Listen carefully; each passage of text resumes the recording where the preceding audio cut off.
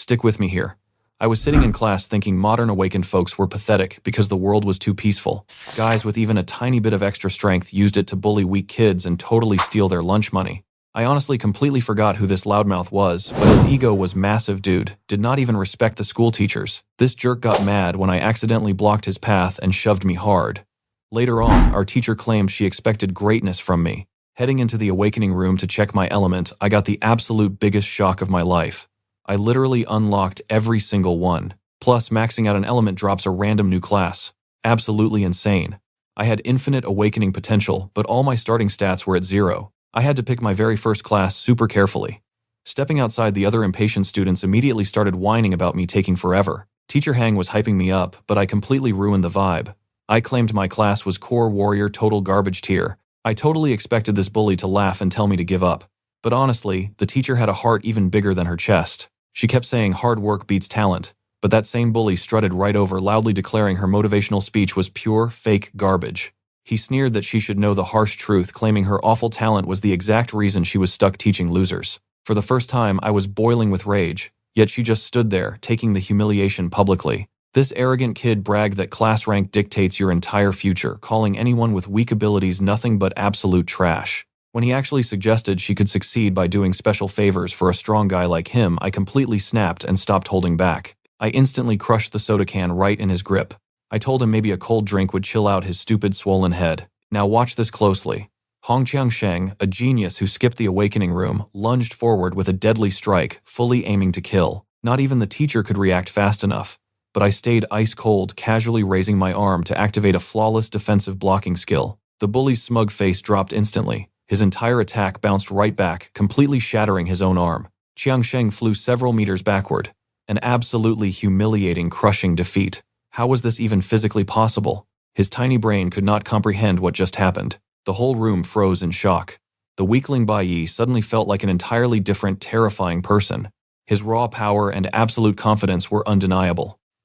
The teacher stood there completely stunned. She watched it go down, recognizing that exclusive warrior class skill, martial perception. It was absolutely an elite level move. It blocks 100% of damage, reflecting it back in 0.09 seconds. Honestly, not even seasoned elite warriors can master that perfectly. You and I know there is a catch, right? The crazy truth is Bayi had actually regressed exactly 20 years into the past. Bayi is no helpless kid. He is a hardened veteran who spent a decade leading the absolute strongest awakened strike force on Earth, the legendary Divine Squad. His only mission was wiping out massive demonic layers in the name of the highest absolute authority known as God. This happens to be the 100th high-level layer his Divine Squad crushed. Meet Gila, the squad's deadly lightning assassin. Because this mission was a rank L purification, literally the maximum difficulty tier, her insane speed was basically required for victory. They also brought Han Shaolin, the Master Cloud Mage. Despite the insane stakes, Bayi honestly believed that once they cleared this dungeon, he could finally enjoy a nice vacation. Their ultimate support is Lucian, the Star Maestro. His broken ability amplifies gravity up to 100 times, making every attack hit like a meteor. And Bayi himself, the legendary Sacred Swordsman. He uses his ultimate destruction skill, the annihilation of 10 domains. Makes total sense why he leads them. Together they clear the raid smoothly, completely wiping out the triple S-ranked Demon King Belphegor. Han Shaolin whines that the boss fight ended way too fast, saying he really wanted to drag out the fun a little bit longer. Lucian points out a red flag. For a maximum priority mission needing the whole squad, did that not feel dangerously easy? Bayi explains the intel said this Demon King was unique, wielding all 5 elements plus some hidden secret ability. Gila walks up to Bayi eagerly asking if they will really take that vacation. She basically asks him out on a solo date, but the clueless captain replies that the whole squad will hit their usual spot to celebrate together. Gila sighs, annoyed her flirting technique totally failed again. Moving on, Bayi suddenly realizes one specific squad member completely skipped out on this major raid. Lucian mentions that the missing guy claimed he would clean up the demon remains, but never actually showed his face during the main boss battle. Gila groans that this always happens, telling the captain he seriously needs to punish unexcused absences. Suddenly, a shadowy figure stealthily steps into the clearing, immediately triggering a rogue purification sequence. The traitor ambushes the squad, violently striking Han Shaolin first. The whole team freezes in panic. Bayi tries to counterattack but horrifically realizes his entire body is paralyzed. The backstabber smirks, revealing he had secretly laced Bayi's coffee with heavy paralyzing agents for the entire past month. Forbidden Tomb activated. Trust me, you are not ready. Let's dive into a crazy betrayal. To take out his strongest teammate, he planned everything perfectly. This two-faced traitor who spent years pretending to be their closest ally suddenly claims it is the will of God to wipe them out. Just like that, the rest of the divine squad gets slaughtered right in front of Bayi. Absolutely furious, our team leader demands to know why. What kind of twisted god would ever order a massacre like this? The traitor calls his old captain way too naive. He launches a brutal attack, claiming his god needs absolutely zero reasons. Bayi spits back that they had fought side by side for over 10 years. He practically saw this guy as family. The traitor smirks, claiming Bayi still doesn't get it at all. He drops a massive bomb. From the very first day they met, God was moving the pieces. The whole team, just pathetic little pawns. He faked being their best friend this whole time just to build up trust and stab them in the back when they least expected it. With the whole squad wiped out, his sick mission is complete. Boom. Bayi takes a direct lethal hit, but instead of dying, he wakes up in a totally bizarre place. He instantly recognizes the massive, terrifying figure in front of him, Belphegor. Bayi is completely shocked since this guy should be dead, but the triple S-rank Demon King smugly replies that he wouldn't go down that easily. He explains they are chilling in his spiritual space and that the entire realm of Naya is actually his true vital essence. Skipping the small talk, the Demon King offers Bayi a crazy deal. Now pay attention, this is where it gets wild. His special skill, Return of Life, can send someone back in time to fix their regrets.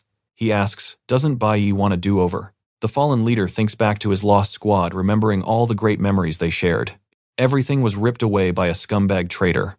Now, all he wants is absolute brutal revenge. He swears to hunt down the traitor and completely destroy whatever gods he claims to serve. Belphegor loves that answer, calling this regression a little welcome gift. But Bayi isn't stupid. He narrows his eyes and asks what the actual price is. The demon just gives a creepy smile. Next thing he knows, Bayi jolts awake. Boom. It is the year 2005 in the Holy Kingdom of He under Zhang. He looks around and realizes the regression actually worked. But wait, he is in elementary school. Worse, he hasn't even awakened his powers yet. He is literally just a weak little kid. His teacher snaps at him, yelling that he's always slacking off and now sleeping in class. Classic move. She slaps him with straight-up detention as punishment. Bayi is completely stunned, still trying to process the insane reality of time traveling. I know what you are thinking. So surreal, right? He is staring at faces he hasn't seen in 20 years while teacher Huang just keeps lecturing. She breaks down the magic system, explaining there are exactly 5 core elemental powers: lightning, flower, cloud, core, and stellar. But here is the catch: a person can only awaken one single element. She flexes on the class, showing off her own power from the super rare cloud element. How an element fuses with your body determines your role. It splits into 3 distinct categories: combat, utility, and special. Combine all 5 and the power level goes through the roof, just like the absolute strongest guild in their school. She hypes them up, saying these kids stand out among billions as potential awakeners. They have been treated like absolute geniuses since birth. But she drops reality on them. The real nightmare starts today. There are 100 other classes with that exact same potential. Awakened classes have 4 different qualities: Dust, Firefly Abyss, and Celestial Light. And guess what? They only get one single shot to awaken. This afternoon is do or die. Whatever rank they pull today literally locks in their status in society forever. The bell rings, and she loudly announces it is finally their turn to head to the awakening room. She warns them to stay completely calm so they don't get hurt. Meanwhile, Bayi casually remembers the 2 ways to awaken. First up is natural awakening, just like the famous Hong Changsheng. It usually only happens to raw geniuses with insane talent. Basically, a burst of extreme emotion just forcefully triggers the awakening. Option 2. The high-tech awakening space room built by the smartest scientists around. Once inside, a machine cranks your adrenaline and emotions to the absolute max, artificially forcing an awakening. But you only get one try, and the results are completely random RNG. Pulling a high class is literally your only ticket to a better life. A few background characters take their turns, and then Bayi steps up. The screen pops up, giving him the insane choice to manually pick any quality element or ultra-rare profession. He smirks, remembering the Demon King's welcome gift. This wasn't just a regression. It was the overpowered infinite awakening skill. A system warning pops up about resetting elemental bars. Trust me, you and I are gonna love his choice. Stick with me here. Bayi finally leaves the room. He gets totally humiliated by the school bully, and seeing his ridiculously attractive teacher get disrespected makes him snap. He casually blocks the senior student's attack. Just by defending, he manages to deal some absolutely massive damage in return. Shocking literally everyone, Bayi reveals he actually chose the core warrior class. Why? Because it automatically comes with a starter sword packed with amazing stats. Getting back on his feet, Hong Changsheng yells that it was just pure luck. He swears it will not happen again.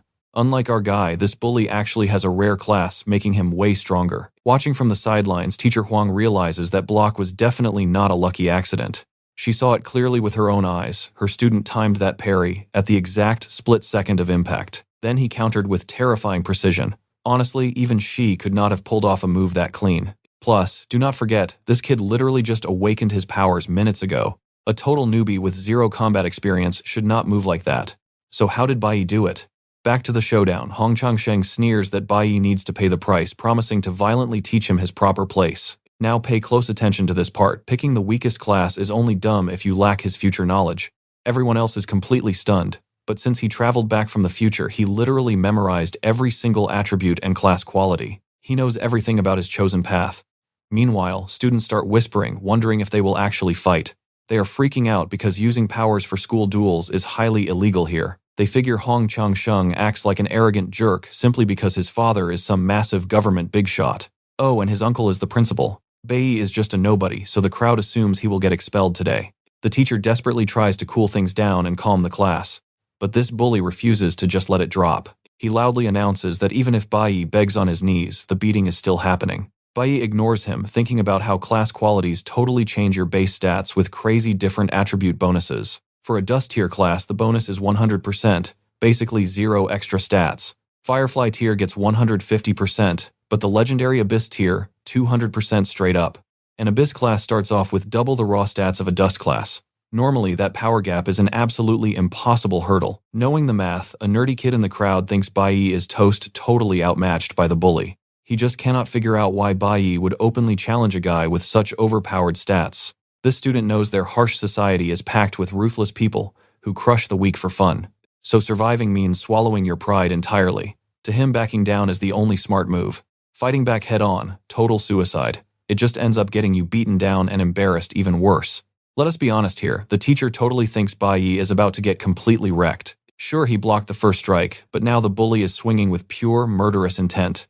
Expecting an easy win, Hong Changsheng laughs that dodging is impossible, but Bayi casually smirks he never planned to dodge. He triggers a skill called Ghost Step. The bully literally phases right through Bayi, hitting empty air. Even worse, Hong Changsheng accidentally slices himself with his own blade. Furious, he screams that trash like Bayi cannot actually win. The entire crowd is mind blown.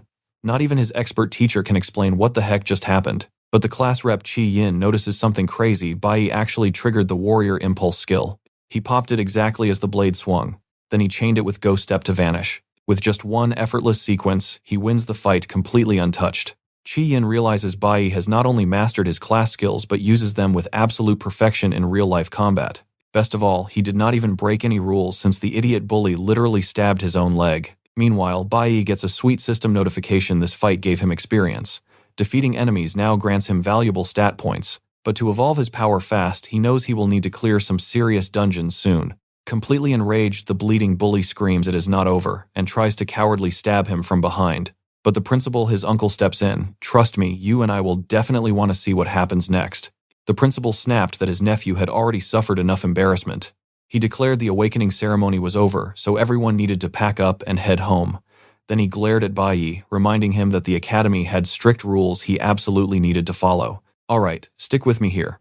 Bayi just realized that rewinding time meant all his friends were actually still alive. Plus, back in his past life, something absolutely massive went down on his awakening day. He was so mad at himself for forgetting something so huge. Honestly, it was the biggest turning point ever. Bayi just bolted, leaving the angry principal totally talking to the wind. Hong Liang then barked at the teacher to keep her students in line. Teacher Huang quickly apologized. The principal let it slide this once but warned her not to test him again. Soon after, he retreated to his office, finally alone with his beaten nephew. Hong Changsheng whined that the punk just got lucky, or else he never would have lost. But his uncle totally shut that down. He pointed out that the second his nephew attacked Bayi, popped an advanced level skill called Ghost Step. And get this, in a split second that kid targeted Hong Chang right at his absolute weakest spot. He totally shattered his defense. The principal admitted that even though Bayi only used super basic skills to do it, despite his own 15 years of combat experience, he seriously doubted he could pull that off. Here is where it gets crazy. His nephew looked like a total rookie getting completely destroyed by a pro. He realized that kid was on a completely different level than they originally thought. Meanwhile, our boy was sprinting across the city. He remembered that aside from sweet revenge, he had one super important mission left. The second he got home, the dark memories of his past life flooded back. Now he was ready to risk absolutely everything just to stop that nightmare from repeating itself. Inside, Bayi finally saw his family. His dad was chilling in the living room, watching TV while his mom cooked in the kitchen. The old man noticed him home early, but Bayi completely ignored him, locking his eyes straight on his mom. Seeing her alive hit him right in the feels after so long.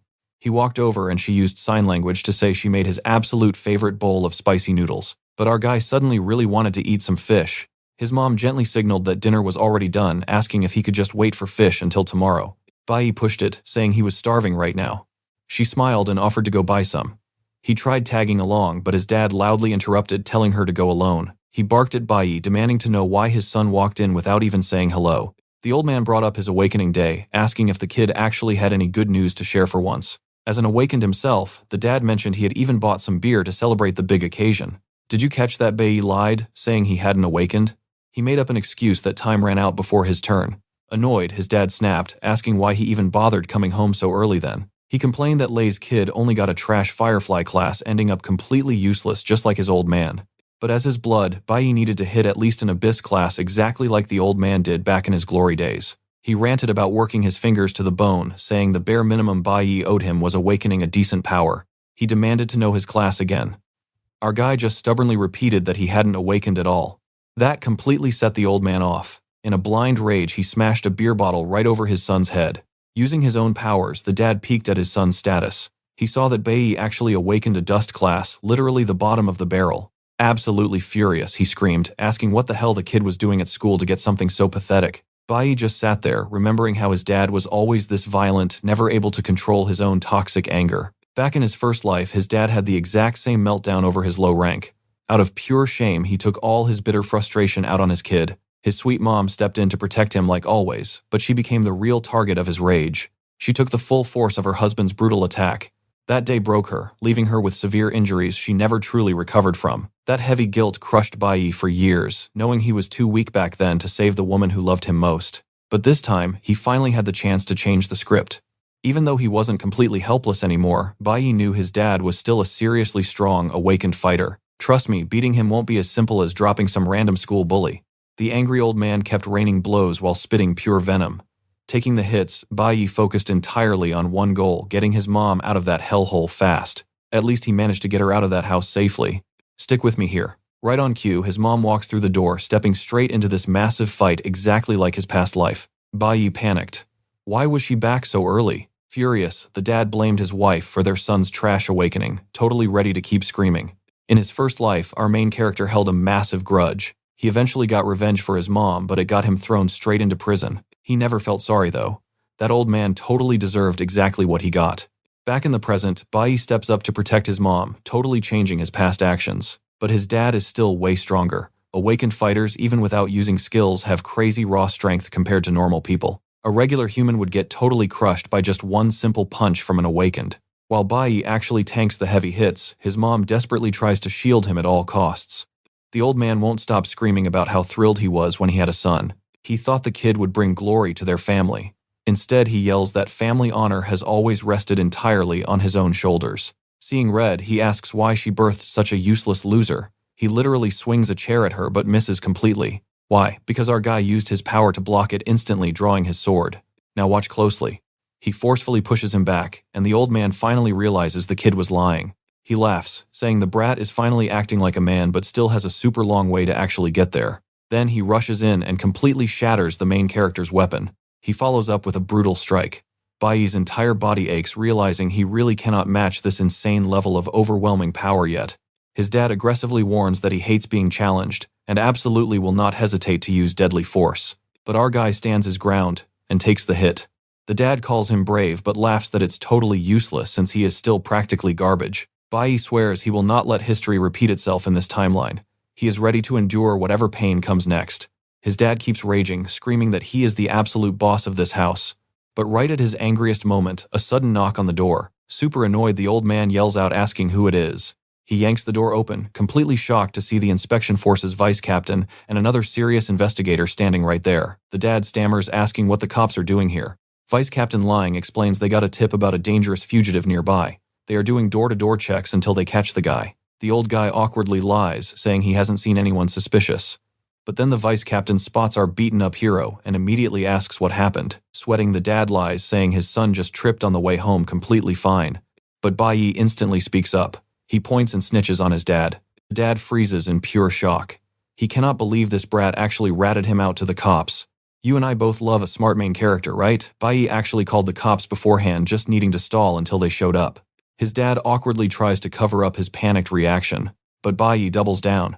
He lists every single detail and openly volunteers for a full physical exam to prove it. He even drops facts about the strict laws against awakened fighters who abuse their raw strength. The officers are totally stunned by how smart this kid is with all the evidence. With zero hesitation, the vice captain orders the dad arrested on the spot. Case closed. Absolutely furious, the dad tries to lunge, but the cops easily slam him down. Getting dragged away, he screams that there will be payback. His mom immediately hugs Bayi tight. Bayi felt great about finally saving her, but honestly, he knew his dad would only get locked up for like 15 days max. He realized he had to crush this problem permanently, or they were right back to square one. During the crazy arrest, our boy sneakily swiped his dad's secret key, the one opening the hidden safe, because years ago, his trash dad literally betrayed his own teammates just for this exact stash. That stolen loot was how he bought his way into a higher class. In the first timeline, Bayi only found out after his dad died since he hid everything so well. So what do you and I make of this? With that epic dagger, he's about to absolutely destroy those demonic layers and level up insanely fast. Stick with me here, the big issue. These dungeons were totally hoarded by the Divine Squad and strictly for their guild members only. Despite that monopoly, his school still managed a few smaller, lower-tier layers.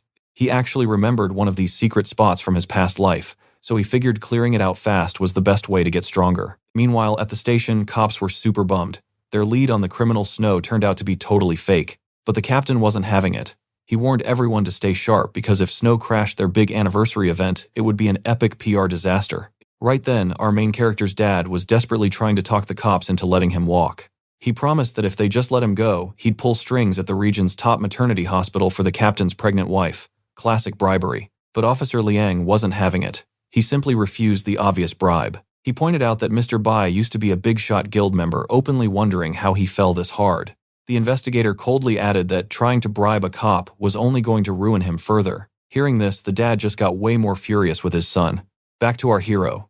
He enters the lair, knowing that guilds normally build heavy camps at these spots once discovered. These demonic zones, packed with monsters and loot cores, were literally the best farming spots for newly awakened newbies. But because they're super lethal, rookies always had to party up with a hardcore veteran escort. In his past life, this specific dungeon stayed a secret for 5 straight years, only getting exposed when the monsters finally broke out and rioted. Normally clearing a place like this took a squad of 3 rank E fighters. For a tougher zone, you'd need a 5-man party with at least 2 rank D carries. He was really crossing his fingers this was just a rank F zone so he could solo clear. Now, watch closely. He steps into the danger zone anyway, knowing he has 0 choices left but to level up super fast. Because honestly, for him, a monster den was way less terrifying than going back to his own house. The second he steps inside, the temperature drops. A freezing ice dungeon. That meant only frost-type demons lived here. Walking deeper, he spots something bad. He wasn't the first human here. Oh, and there's a giant ice bear monster taking a nap. Right away, he realized this dungeon was way more brutal than he originally thought. And to make things worse, one monster smells him and wakes up. A single snow wolf, and it's already stronger than his current level. But leaving without throwing hands, not an option. His plan is simple: dodge for his life and strike during openings. Using that exact strategy, he lands a solid hit on the wolf, claiming first blood. He then realizes that his dad's hidden dagger is the absolute perfect weapon to cover his low damage stats. After all, you definitely couldn't just buy a crazy rare item like this in stores. Math time.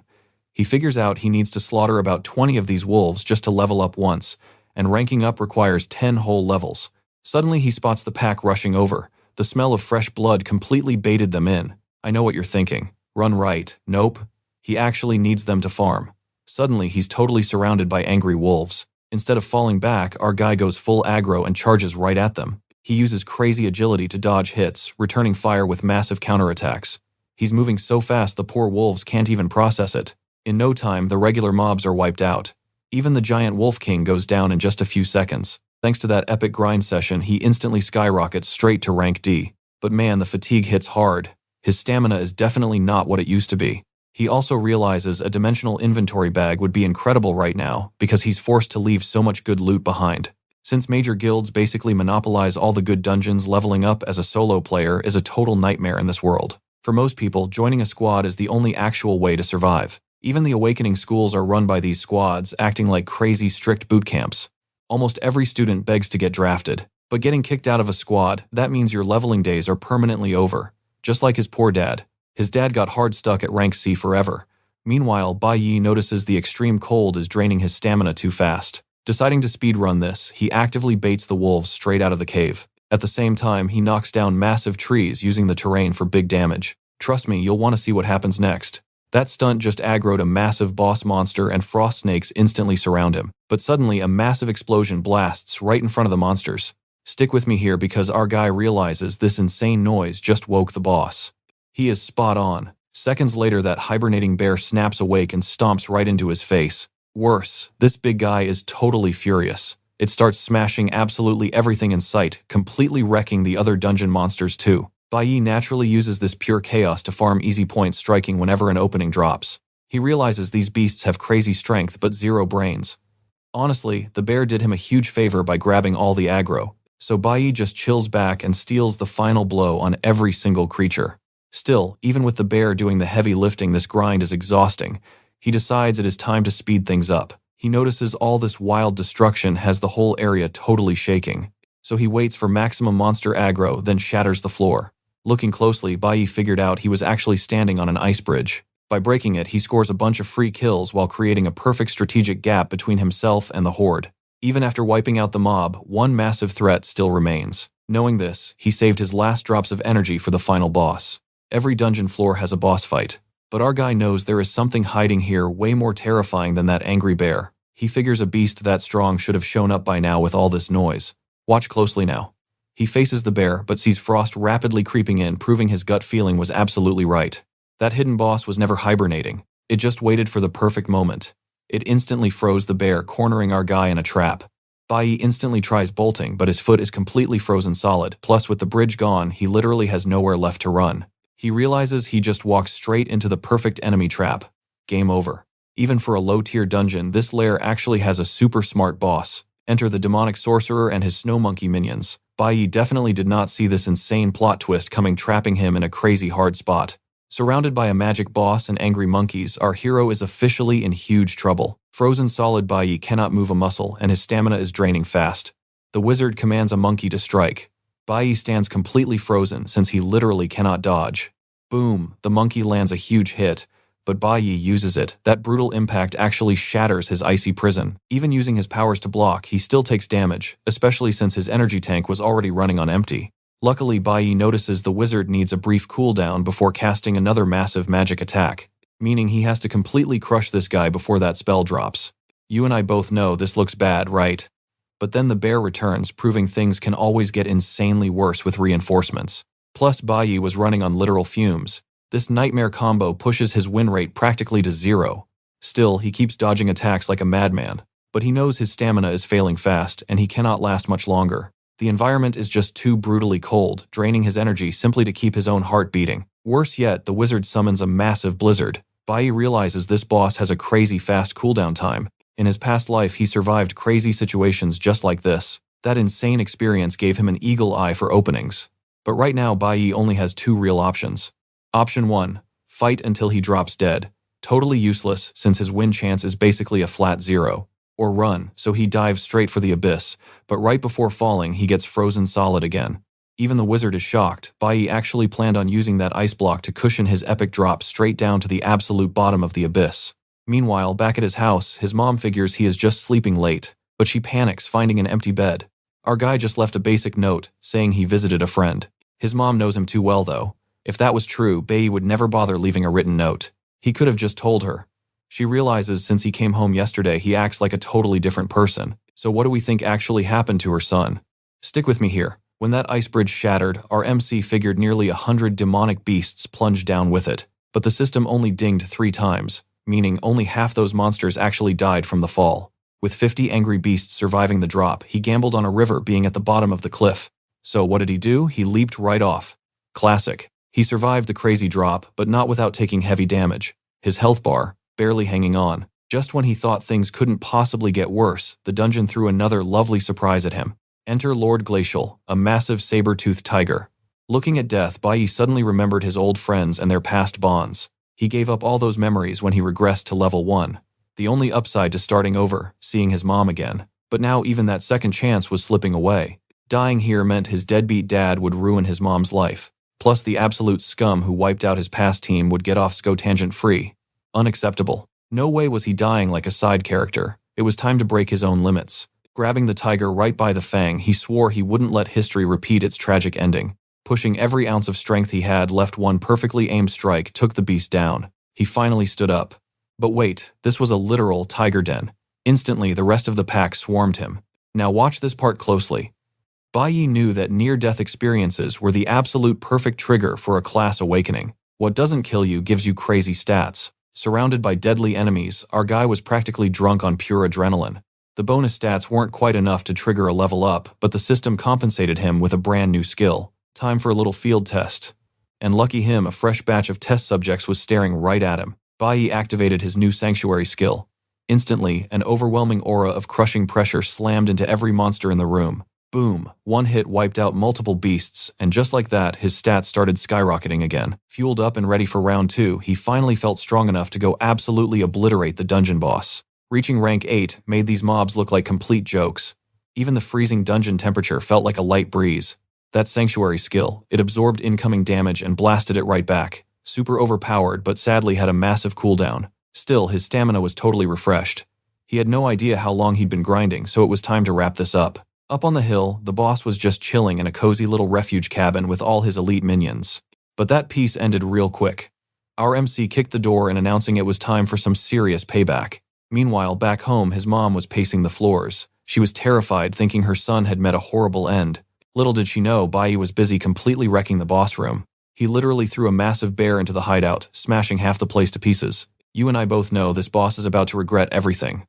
But right now, he cockily ordered his minions to attack. Bayi was built entirely different this time. He effortlessly blocked their strikes and swept the trash mobs away like nothing. Furious, the boss mage blasted a massive ice storm. But unlike before, Bayi just tanked it. 0 freeze damage taken. Seeing his magic fail miserably, the panicked sorcerer desperately started summoning a whole new wave of annoying monkey minions. But Bayi wasn't playing around anymore. He needed this boss dead right now to secure his precious rank D upgrade. Moving at lightning speed, he aggressively smashed the boss's casting hand, completely shutting down the mage's ability to use spells. With the enemy totally defenseless, Bayi delivered the final brutal blow to end him. Massive experience points flooded in, finally pushing him straight into the coveted rank D. Plus, maxing out his cloud elemental energy unlocked an insane system bonus. He scored a rare red class profession, letting him swap between classes anytime. He also looted some top-tier gear from the drops and permanently expanded his inventory space. Boss dead, cool, but Bayi refused to leave until he wiped out every single surviving monster for extra experience. It was the perfect excuse to test out his shiny new skills before finally exiting. Hours later, his poor mom was still panicking, convinced the worst had happened. Then Bayi casually strolled in, apologized for being late, and proved he was unharmed. Relieved, she immediately hugged him tightly. Calming her down, Bayi told her to listen closely. He had a massive proposal for her. It was finally time to move to a much better neighborhood. And that's where we leave it. With all this crazy dungeon loot, he's about to make an absolute fortune. Bayi confidently presented his new rare stone to a buyer. Let's dive right in. The buyer loved the item but argued Bayi's asking price for a stone like that was just way too high. After some intense haggling, they struck a deal. With that fat stack of cash, Bayi knew he could finally rent a much better place. He remembered his past life. His poor mother had never experienced a single day of actual peace. This time around, he was going to give her the absolute best life possible. Bayi locked down an amazing apartment, finally giving them a proper home. Seeing his mom this thrilled, he realized just how long it had been since he last saw her genuinely smile. With housing totally sorted, Bayi shifted his focus entirely to leveling up. Even locked up behind bars, his scumbag dad was a massive threat.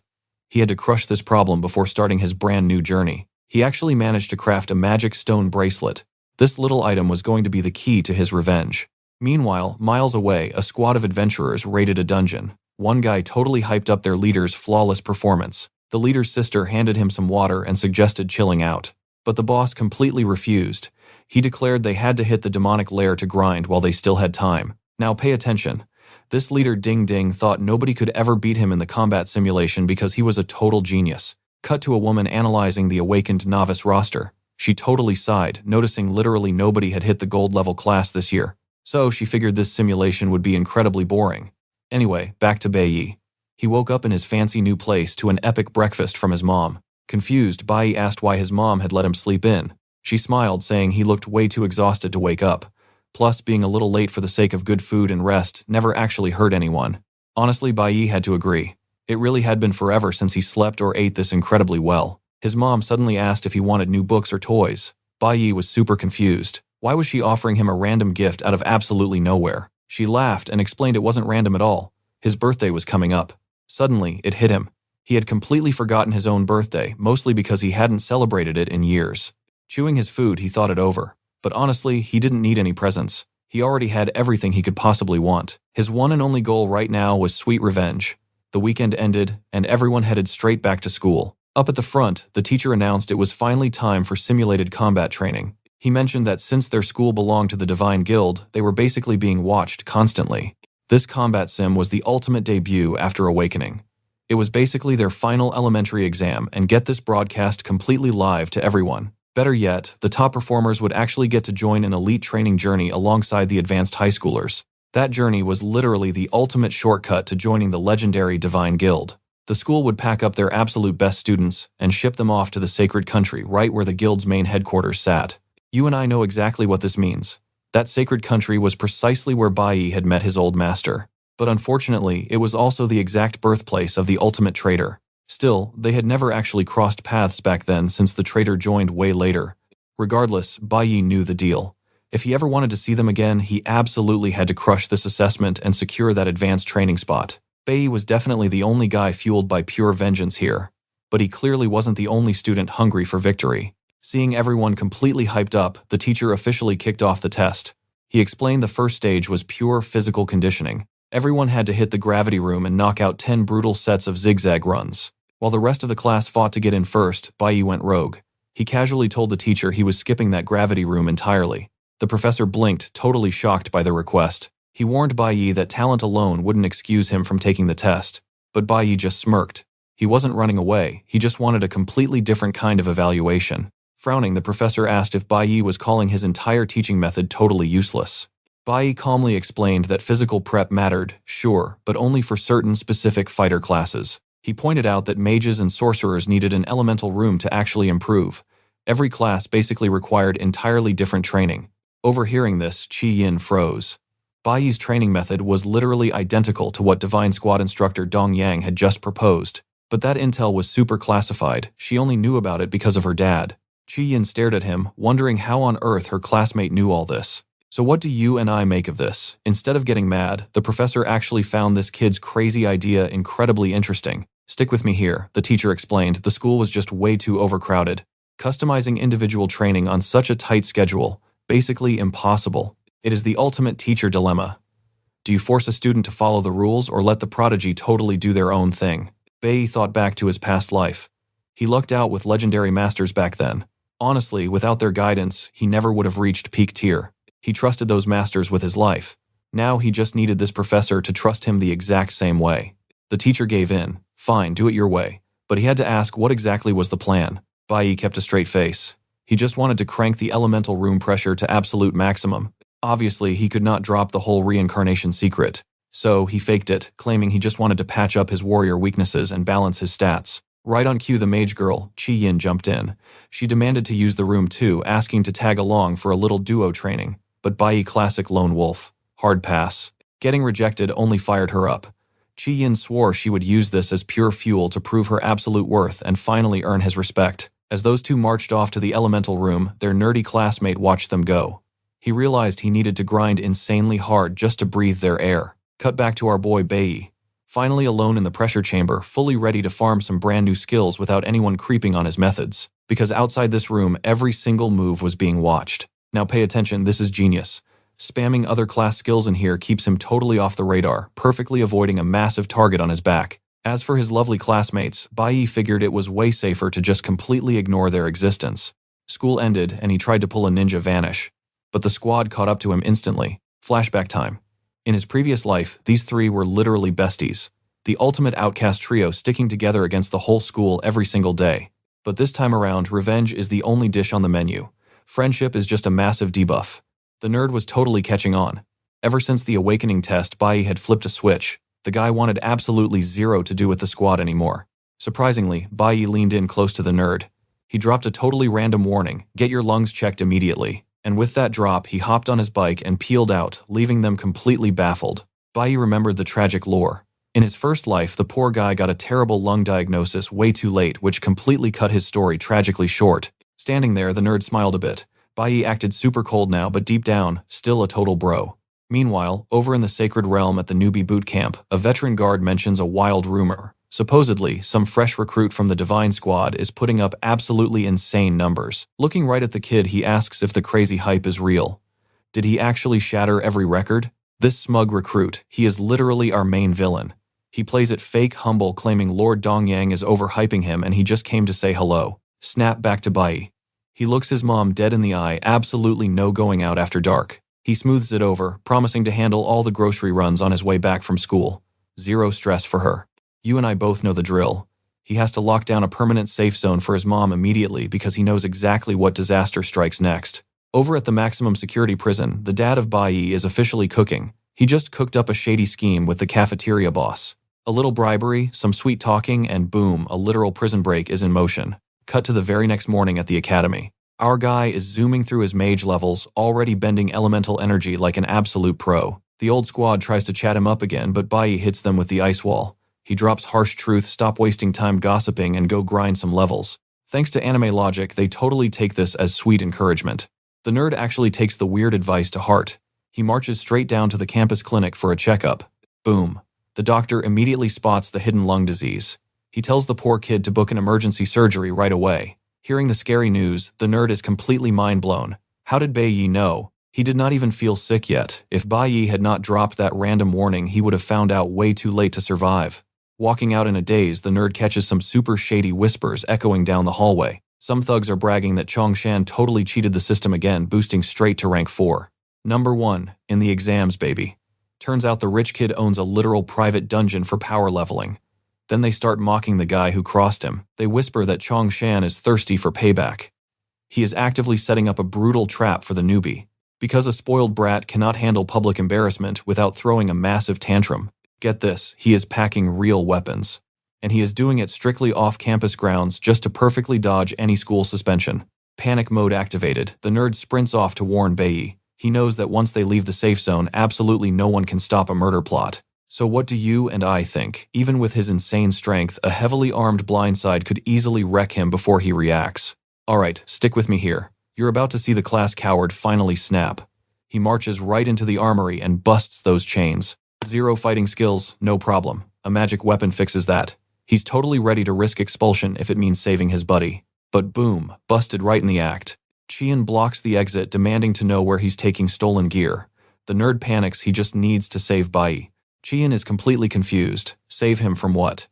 Meanwhile, our main guy, Bayi, is just casually biking into a dark alley. He's known someone was trailing him since school. He calls out Hong Changsheng to show himself. The school bully steps out of the shadows. Time for payback for last week's humiliation, or so he thinks. Bayi just sighs. Are you seriously sure this will end differently today? The bully charges right at him, yelling that absolutely no training could ever save the MC from this ultimate strike. But guess what? Bayi blocks it effortlessly. The bully's jaw practically hits the floor. He cannot process this reality. Defeated by Bayi a second time, there is no way this is happening. Bayi smirks.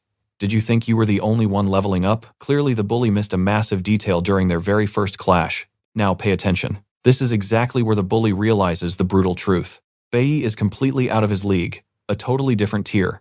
Shaking, he begs to know how the MC leveled up so insanely fast. The bully had trained like an absolute maniac outside of class, giving it his all.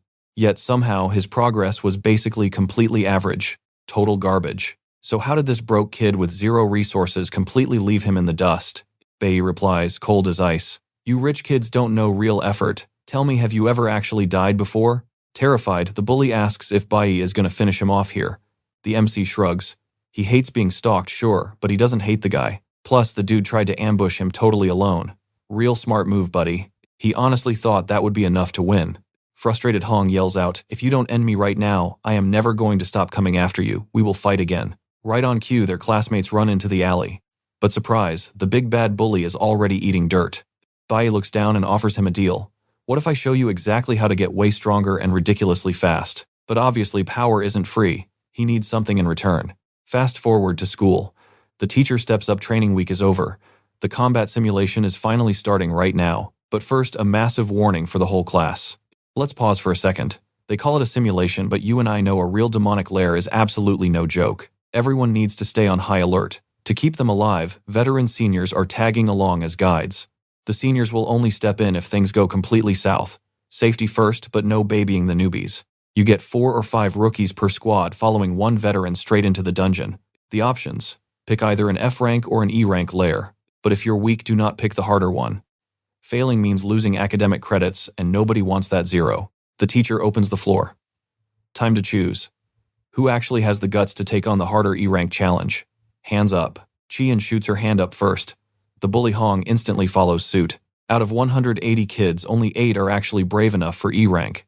Everyone else gets stuck with F rank. But wait, Bayi steps up and demands a D rank spiritual jade lair. Absolutely wild. The professor literally freezes. Bayi just asked for a death wish.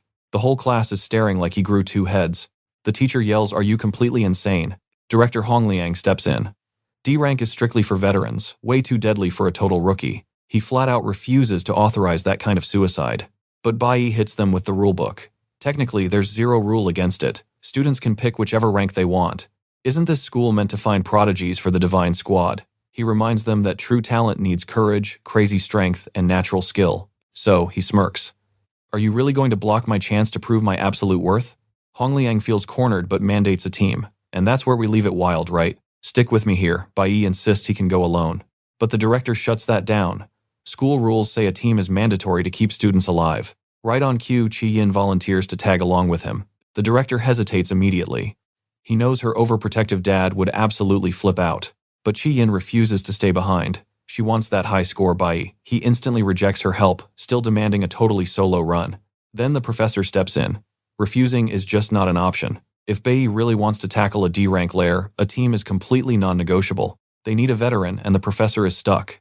Suddenly, a senior student speaks up, offering to babysit the newbies because somebody has to step up. The professor introduces the guy as Zelling and tells him to watch over the rookies.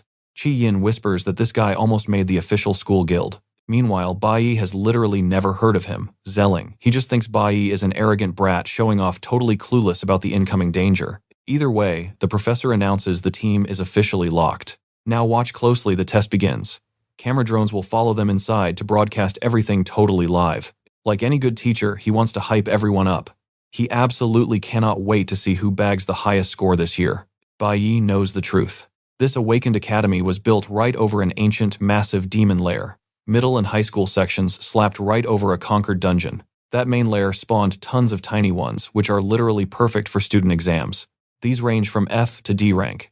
The second a student steps through the combat simulation, officially kicks off. But remember, every single punch and spell is broadcast live.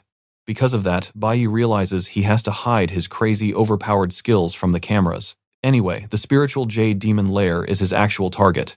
Inside, Zelling puffs his chest, promising protection since he is a veteran. Qian nervously asks if these monsters are truly tough.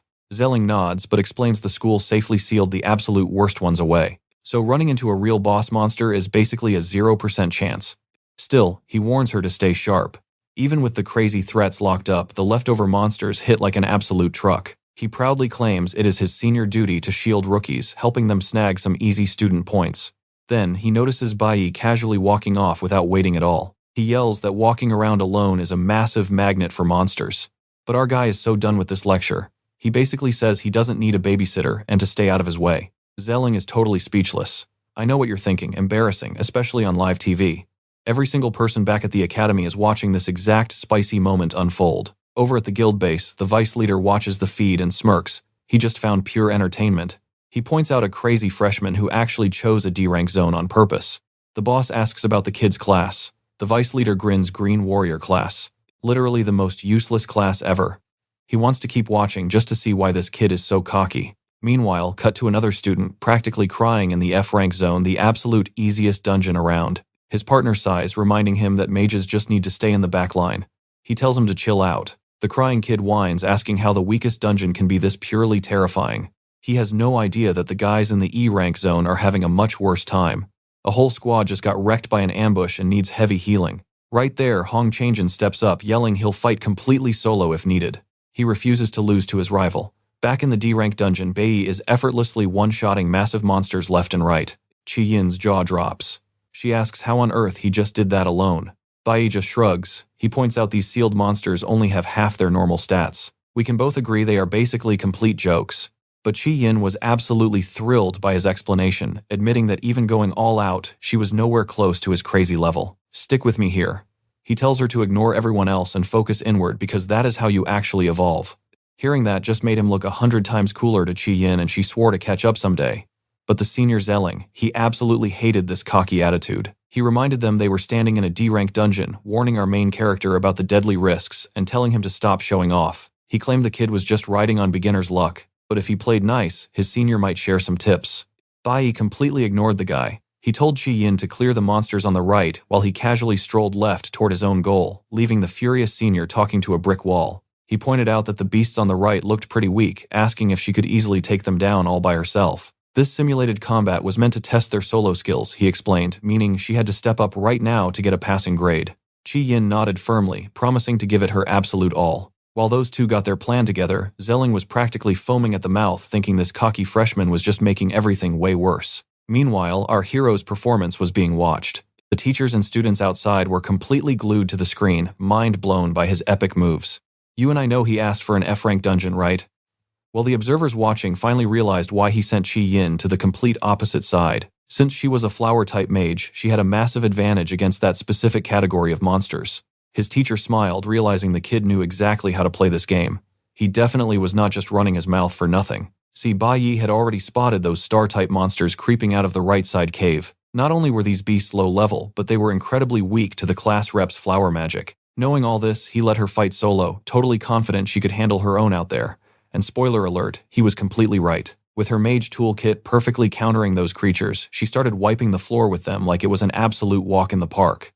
Bayi already knew that hitting E-rank gave mages a totally unique basic class skill. Her specific power let her summon strange plants to form a deadly, poisonous barrier. Still, for her very first dungeon run, facing scary high-level monsters solo without totally panicking was actually super impressive to watch. Bayi figured all the tough D-rank beasts were sealed away, so leaving Qi Yin to guard the rear was a perfectly solid plan. This way, he could easily bag a top score without leaking his overpowered stats on live camera. But dodging those annoying broadcast drones was going to be tough. While our boy plotted his next move, that salty senior was just stewing in his own toxic anger. Watch closely. Hating being ignored, Zelling decided to do something completely dirty to totally sabotage our protagonist. In a flash, he fired a sharp arrow straight toward Qi Yin. It barely missed her face, flying past and disappearing into a dark cave. When she yelled at him, this pathetic senior actually claimed he was shooting a buff, but she dodged. The lie was obvious, but worse than that, his stray arrow ended up waking a terrifying beast that was fast asleep deep inside the shadows. A massive two-headed lion, way stronger than anything else in this dungeon, woke up absolutely enraged and ready to unleash total destruction. Our main character instantly spots the danger, realizing his poor teammate is trapped in a deadly nightmare. Qi Yin desperately throws her magic out to hold the furious beast back, but it barely does anything. She is totally defenseless against its brutal strikes. Meanwhile, Zelling actually laughs, completely thrilled by the deadly chaos he just started. But Bayi, he flashes forward to protect his girl immediately. Seeing the beast break free, he jumps in right before a fatal blow connects. But even his crazy strike only wounds the massive lion instead of dropping it dead. He quickly realizes this mutated thing is ridiculously fast. Watching from the sidelines, Zelling smirks, knowing this layout better than anyone. He knew exactly where that deadly boss was hiding all along. That is exactly why he woke it up on purpose, just to completely wreck Bayi's run. Worse, the jerk actually used his buff on the lion. Seeing things spiral completely out of control, Bayi realizes he might have to unleash his true power. He loudly orders Qi Yin to fall back, telling her this fight is way out of her league right now. Without hesitating, the furious boss lunges. But instead of running away, she steps up. She slams down magical roots to trap the beast, throwing up a massive 3-layer vine wall for defense. Even our boy is stunned. I know what you are thinking, run right, but she fiercely declares she is staying right here to help him beat this beast. Despite the crazy danger, Qi Yin bravely stands firm. Alright, stick with me here. She was basically inches away from becoming monster snacks. The veteran watching is absolutely baffled. Why keep fighting this thing when she could just run? Even our MC admits he totally expected Chi Yin to freeze up completely. But honestly, she's packing way more mental toughness than anyone gives her credit for. Her logic, she grinded way too hard to reach this level. Giving up now is simply not an option. Plus, she points out a solid fact: as long as Bayi is backing her up, she's not dying today. Bayi quickly steps in with a reality check. Her 3-layer power buff is great and all, but it drains fast. Don't go crazy with it. He actually remembers Chi Yin from his past life. She was a total genius literally since elementary school. Always super optimistic, completely confident, and honestly, really generous. Despite coming from some insanely powerful family, she treated everybody well. People trusted her so much they basically handed her the class representative title immediately. They eventually lost touch. Bayi just assumed she went off to live a totally normal life. But standing here right now, he knows he can trust her. If everything goes smoothly, he might actually survive this mess without showing off his overpowered stats. Meanwhile, the veteran is watching from the sidelines, totally doubting them. In his mind, acting confident doesn't magically win battles against giant boss monsters. With their rookie-level stats, there was simply no way they could take down a beast like this. He's just waiting for the moment they start crying for his help. And right on cue, the massive beast violently rips itself out of the roots. Bayi immediately calls the play. He'll act as bait to distract the lion. Chi Yin just needs to wait for the perfect opening and strike its core. He sprints away. Since he dealt the first blow earlier, he knows he's holding all the aggro right now. With zero hesitation, Bayi sprints straight towards a nearby lake and dives right into the water. Now, you're going to want to watch this closely. The monster follows him deep down exactly into the trap he set up. The second he gives the signal, Chi Yin unleashes her magic vines, instantly tangling the giant beast.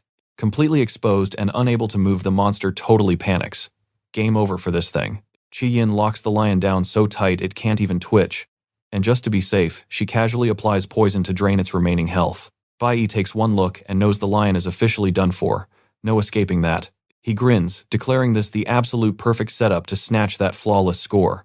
Meanwhile, Xilin's jaw is basically on the floor. He cannot process what just happened. Like, even as a seasoned veteran, he couldn't have pinned down a boss like that. His sneaky little plan is totally ruined. He's super annoyed, but honestly his hands are tied here. Up in the broadcast room, the director and the whole staff are glued to the monitors. Bayi's professor is loving it, hyping up his students' insane reaction speed and leadership skills. It's totally obvious who's taking home the MVP title today. They even start betting that if the guild reviews this footage, these kids might actually shatter the Academy's all-time score record. But right during the hype, the live feed completely dies. Yeah, we all saw that coming. Xiling intentionally smashed the camera drone just to sabotage Bayi's perfect score. This guy seriously thinks our MC didn't notice the crash just because Bayi looked busy chatting with his teammate. Xiling casually strolls up, clapping his hands, declaring the test over so they can finally leave. He acts like he's just bored and wants out. But Bayi isn't having it. He calls the veteran out immediately for purposely waking up that massive sleeping beast. Xiling plays dumb sweating bullets, claiming he was totally just trying to give the girl a bonus item, but she dodged it. Our MC just smirks. For a veteran archer with perfect aim, that is literally the worst, most pathetic excuse ever. Chi Yin totally agrees, brutally, adding that it makes perfect sense why this so-called veteran never actually made it into the official school guild. Now completely annoyed, Xiling asks if he's being accused of something here. Bayi steps right in front of her. Xiling is furious, but knows he absolutely cannot attack them here. So he drops a classic villain threat, promising this isn't over. Later, while walking toward the exit, our MC casually glances down and spots the smashed camera drone. Chi Yin finally puts the pieces together. That veteran was literally only there to sabotage them. But instead of getting mad about it, our MC just smiles. No cameras, no supervisors, perfect. Now he can finally take care of his real side mission. She asks what he means by that. He simply leads her straight back to the previous portal. He casually asks the class rep to keep whatever happens next an absolute secret. Though honestly, even if she did tell someone, they'd think she was crazy. Totally lost, Chi Yin asks what the heck he's planning to do. Flashback time. In his last secret meeting with Hong, our MC requested a very specific item, the demonic stone needed to break the heavy seals his uncle was guarding. That's where we leave it. You and I both know what's coming with that stone secured. He's officially about to shatter the entire dungeon seal. Stick with me here. This idea, absolute madness. It's a rank D dungeon. Shattering that seal means unleashing a massive horde of high-level beasts instantly. But our main character, he totally knew that and actually planned on it. He calmly reassures his panicked teammate, explaining that breaking the seal still leaves these monsters massively nerfed. Chi Yin isn't buying it. She argues that a simple duo like them stands zero chance against an entire army, but Bai Yi just smirks. He's taking them all down completely solo. Then Qi Yin notices something totally jaw-dropping. Without any warning, our guy had instantly swapped over to the mage class, leaving her completely baffled about how. Bai Yi casually tells his teammate to wait by the sidelines. He shatters the barrier, and immediately the beast horde swarms in. He stands dead center before the monster wave. Qi Yin is sweating bullets over his safety, but our guy, total confidence. Boom, one mage skill and the entire pack is frozen solid. Instant game over. Qi Yin is absolutely speechless. Just minutes ago, she was fighting for her life against one single pathetic lion. Watching him ice an entire mob with zero effort basically short-circuits her brain. Bai Yi just shrugs, explaining that these beasts were practically ticking time bombs after being locked up so long. He just needed breathing room. She scrambles back, giving him the floor. Moments later, the next wave of monsters spawns in. Enter the wild flame leopards. Our guy quickly calculates that despite being rank D, threats being sealed away has basically chopped their stats in half. Easy money. He spams his freezing magic to lock them down. Now watch closely. The second another beast charges, he instantly ditches the mage class, swapping to warrior mode for some brutal hand-to-hand combat instead of casting. He figured the beasts might try a sneaky flank attack. Sadly for them, monster AI is pretty dumb. With a lightning-fast swap back to mage, he flash freezes the leopard right out of midair. Qi Yin is literally losing her mind. Changing classes mid-fight with that kind of insane speed is just unheard of. Suddenly, his weird obsession with locking himself in the elemental training room makes sense. Since playing mage is all about channeling raw, natural energy and shaping elemental forces, hardcore grinding in a specialized elemental room is the ultimate cheat code. Up until now, Qi Yin totally thought power just meant having a massive mana pool and spamming spells endlessly. But watching this absolute clinic, she realizes raw power means nothing without perfect control. Natural elemental energy is incredibly chaotic, violent, and painfully hard to tame. You have to completely master it to pull off those insane combo moves. He was taking a basic starter skill and bending it in 100 different ways. It hits her hard. He isn't just playing mage, he has absolutely mastered the class. You see it too, right? He has completely surpassed everyone else here. No jealousy, just pure respect. Then bam, the boss monster drops in. A terrifying level 15 infernal mammoth. Is our boy sweating? Not even a little. He saw this coming from miles away. He instantly gears up, slamming back into warrior mode. He bets everything that his target loot is sitting right inside that mammoth. With explosive force, he smashes the beast's skull. Because the mammoth was locked away for ages, its armor was basically paper thin, letting his strike connect way too easily. But a colossal boss doesn't just go down in one hit. So he unleashes a brutal barrage of combos, absolutely destroying the giant. Mid-swing, he triggers a super rare skill. The power of Sanctuary activates. Every single hit is supercharged. In seconds, the mammoth and every other straggling mob are wiped completely off the map. The system showers him with victory bonuses. But forget the basic experience points, what really matters is the glowing loot the boss just dropped. Jackpot, the king's reply stone, a set of mystic jade rocks packing some serious utility. Plus, his mage class officially levels up to rank D. But wait, there's one more problem to deal with. His partner is still standing there, completely frozen. Bai Yi walks over casually, asking if she remembers their little deal. Still dizzy from the carry, she's not complaining at all. She basically just leveled up by standing near him. Cut to the outside, the teachers are losing their minds. The live feed tracking their star student just went dark, and they're terrified the main seal shattered. A furious teacher spots the senior student who was supposed to be guarding the rookies, demanding to know why he's chilling outside alone. But there's literally zero time to argue right now. If that seal popped, every single teacher needs to breach that dungeon immediately. Meanwhile, this hater is secretly hoping the seal broke to crush our guy. What happens next? Trust me, you'll want to find out. Alright, stick with me here. The absolutely panicked teachers just rushed the dungeon. But guess what? They find Bai Yi and Qi Yin completely safe and chilling. Our main character literally asks them why they even showed up. The teachers admit that massive energy spike made them think the seal was totally shattered. Turns out, the whole panic was just one giant embarrassing misunderstanding. Flashback to right before school ended. Zelling corners the guild's vice captain, desperately begging for a spot on the main squad. But the vice captain shuts him down fast. That shiny position is already taken by someone else. Zelling, being the cocky veteran, absolutely loses his mind. He was convinced that spot had his name on it and cannot handle getting rejected like this. Right then, the guild captain steps up. They found someone way more talented anyway. That captain is Hilly. And she thinks Bai Yi is the most interesting kid alive. Meanwhile, across town, investigator Chen Jinwu is having a little chat with Bai Yi's garbage father right outside the prison. Chen actually helped bust him out. He complains about how hard it was to pull strings, warning him to keep his nose totally clean. He mentions Captain Hong is arriving soon, making it clear that Mr. Bai better know exactly how to act. Chen suddenly gets a call from his boss, packs up and bounces right out of there. He tells Bai's dad to find his own way home. The dad, obviously fuming and stressed about being left hanging. Now watch closely. The dad gets home, but his wife and kid are totally gone. Raging, he starts smashing everything, furious that they actually dared to run away. He literally vows to destroy his family when he finds them. Meanwhile, Bayi calmly hands his mom half of a magical resonance jade. He gives strict orders never take this thing off no matter what happens. Our guy keeps the other half.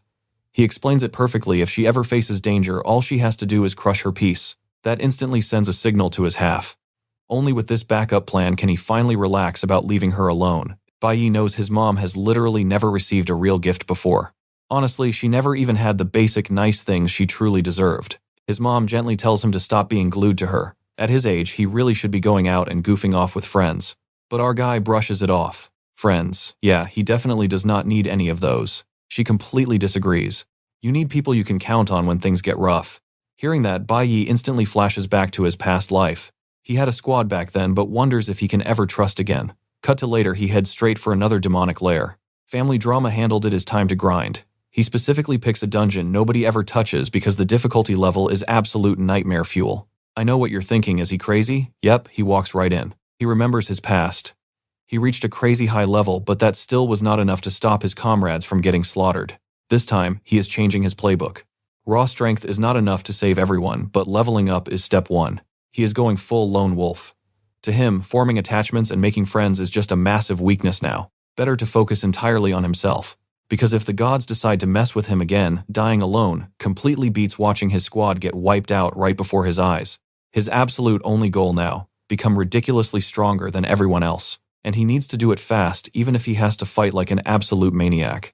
Because honestly, he still feels weak. He could not even beat his dad right now, let alone the actual monster who killed him last time. There are zero cheat codes here. Quitting is literally not an option. So the only play left is to grind until his power level completely crushes every single one of his enemies. Surrounded by monsters, our guy pops his special sanctuary skill. He wipes out a whole mob instantly. But time is ticking and the dungeon gate is shutting fast. He has to speedrun this boss to clear the quest. And boom, he finds the target almost immediately. He squares up knowing this is the final hurdle. But wow, this boss is way faster than he ever expected. A level 20 Yuming, but our hero definitely does not freeze up. He lands a massive preemptive strike, but the boss instantly heals the damage and winds up again. The regeneration on this thing is absolutely broken. Retaliating, the monster slams the ground, sending massive, creepy roots burrowing under the dirt. Carnivorous plants erupt everywhere. You and I better buckle up because he just realized he messed up big time. Trust me, you and I know a D-rank boss shouldn't be this strong. But the surprises keep coming. Bayi gets blindsided. A second boss just dropped Chi Wuing Yumuing's identical twin brother. Now Bayi has double the trouble. Naturally, getting out of this dungeon is taking way longer than planned. Cut to his house. His mom is pacing, totally freaking out because her son is missing with zero updates. Fearing the absolute worst, she runs out to find him. Meanwhile, our guy's deadbeat dad is marching through the pouring rain. He somehow found out his wife and kid rented a city apartment. And yeah, he is headed straight there to get some violent payback. The second she steps out the building, Bayi's mom freezes. What she sees unfolding right there is absolutely not normal. Back inside the dungeon, Bayi is completely wiped. 5 times he killed these monsters, and 5 times they bounced right back. Even worse, 0 experience points for beating reanimated garbage. Our guy knew he had to wrap this up and do it fast. Otherwise, his stamina hits 0 and it is game over. Then Bayi realizes something awful: that insane healing factor applies to everything, not just the little guys. Time to speed things up. He instantly triggers his acceleration skill. He tries blitzing the enemies way faster than their bodies can heal. Now you and I need to watch this closely. He lands critical hits, chops off heads, but these bosses instantly heal up and refuse to die. Bayi realizes this whole situation is just completely broken. Seriously, not even S-rank healers pull off stunts like this. He figures someone is buffing them, or there is an infinite energy battery hidden nearby. Right in the middle of his thinking, a monster lunges. Bayi blocks the strike, but barely. He quickly realizes the boss straight up copied his entire fighting pattern and is mimicking him. Then dropping his jaw, the monster actually starts talking, admitting that its opponent is crazy strong. Bayi is totally spooked. Monsters aren't supposed to have speaking lines. He does the math. A plant lair like this must have a main power core. And that core, the massive tree the boss is fiercely guarding. Time to test that theory out. He bets everything that their overpowered healing factor will crash once their magic battery runs dry. The boss figures out his plan and panics, rushing forward. But Bayi is way too fast, slicing through the trees for a massive advantage. He knows for a fact those branches are their true power source. No matter how hard the boss tries to block him, Bayi pushes through and levels the forest. He knows this single move is the key to finally ending these regenerating freaks. The twins try to strike back, but they are too slow. With their energy cut off, Bayi instantly locks them both in solid ice. Now that these guys are totally frozen in place, he finally has the freedom to launch a stress-free beatdown. Sure, his first plan was a total mess, but our boy just course-corrected in the best way possible. Just as he guessed, taking down the trees completely nerfed their power. He easily crushes one of them, finally scoring some sweet experience points. Seeing his brother drop, the surviving twin somehow shatters his icy prison. Bayi does not even flinch though. Without its healing cheat, this boss is barely a threat anymore. You and I are shocked the boss actually surrenders and begs for death. Bayi is stunned. He has never seen a monster just give up before. But hey, he is more than happy to grant that final wish. One swift strike and the enemy is gone. It drops rare loot, a venomous thorn he absolutely needs to craft the infinite poison spear. That weapon is no joke. With the bosses finally cleared, the dungeon portal glows open. But right before he steps out, Bayi realizes his level spiked like crazy, and he is unlocking a brand new class. But when the epic glow fades, reality hits. It is a blue-tier class, a literal flower summoner. He is definitely underwhelmed. Still, the silver lining is it barely needs any base stats, even if its actual combat powers are a total mystery. But then he reads the fine print: this class can literally forge binding contracts with evil spirits. A wild idea hits him. What if those twin bosses he just killed could become his personal minions? He spots their ghostly souls floating right above their corpses and walks over. With a smirk, Bayi activates the spirit contract skill. Just like that, the overpowered twins belong to him, ready to be summoned whenever he wants. Outside, Bayi's angry dad gets a sudden phone call. Officer Chen says he scored Bayi a VIP seat at Captain Hong's exclusive dinner. That is where you and I leave off. Bayi instantly accepts, promising a huge gift as his ticket back to the guild. Stick with me here. Our guy hangs up the call, knowing today is absolutely his lucky day. Time to visit his sister next. Meanwhile, we see his mom still looking super worried about him, but Bayi finally makes it home. He spots her out in the rain, asks what she's doing, and quickly rushes over to bring her inside. Once they're safe indoors, he hands her a surprise. He explains he was running late only because he had to find the perfect Mother's Day gift. A sweet gesture, right? But mom instincts kick in. She knows he's hiding something and wants the truth. Up in his room, Bayi finally catches a break. He checks his stats, rocking 3 distinct classes now. 2 of those have hit rank D, but to him, still too weak. He knows he's going to cross paths with his dad sooner or later. Knowing the old man, he figures his dad definitely bribed some prison guards to score an early release. That's exactly why Bayi's been grinding like crazy. Better safe than sorry when facing that guy. The very next day, he tackles another dungeon. He has to fix his immediate weakness before starting the real training. Running away just isn't his style. His only real move is to farm experience and rank up at every single opportunity. That's exactly why he targets dungeons way above his current pay grade. He firmly believes that's the only way to crush a bigger threat. You want to beat a monster, you better prepare like one first. Back at the School of the Awakened, Professor Huang drops the highly anticipated assessment results. The whole class listens as she announces Bayi and Qi Yin snagged first and second place. Top of the charts, plus their combat recordings were just sent straight over to the guild for review. Now pay attention, this is huge. They both earned training journey spots, and thanks to his insane score, Bayi gets a direct Divine Guild audience. Even Bayi is totally stunned. Meeting the top brass in person, that wasn't even on his radar. His classmates go absolutely wild, celebrating, convinced Bayi is on the fast track to greatness. Meanwhile, in the principal's office after class, Hong Liang asks his nephew Changshan if he really wants to skip the trip with those two. Principal Hong Liang points out that the boy's father finally made an appearance to see him. He tells Changshan to just use this family visit as an excuse to tag along to headquarters. But Changshan is having none of it. He placed third and refuses to visit headquarters unless he actually earns his way in. He knows perfectly well people would claim his dad bought his spot. His uncle smiles, loving the kid's pride, hoping Changshan's dad will finally recognize his son's maturity. But Changshan does ask for one favor. He wants access to the sealed rank D mountain dungeon just so he can grind and get stronger. On the flip side, turns out Xiling is the general director's nephew. Unlike the proud, Chongshan Xiling is straight up begging his uncle Zi Yunqing for a spot on the journey. He plays the soul heir card. Yunqing agrees he's the last of the bloodline but calls out his reckless behavior. He strictly demands to know why Xiling pulled that stunt during the simulation. The director knows damn well his nephew messed with the monster to hurt the rookies. You and I know the higher-ups aren't stupid, right? Thinking he could secretly sabotage the test was a massive slap in their faces. He admits that as director he barely managed to cover up the kid's mess. He makes it clear no family ties, he'd be expelled instantly. Hearing this, the brat completely breaks down crying, begging for mercy. But his uncle is absolutely done listening to his pathetic excuses. He explains the only reason he covered for him is that the stunt actually proved surprisingly useful.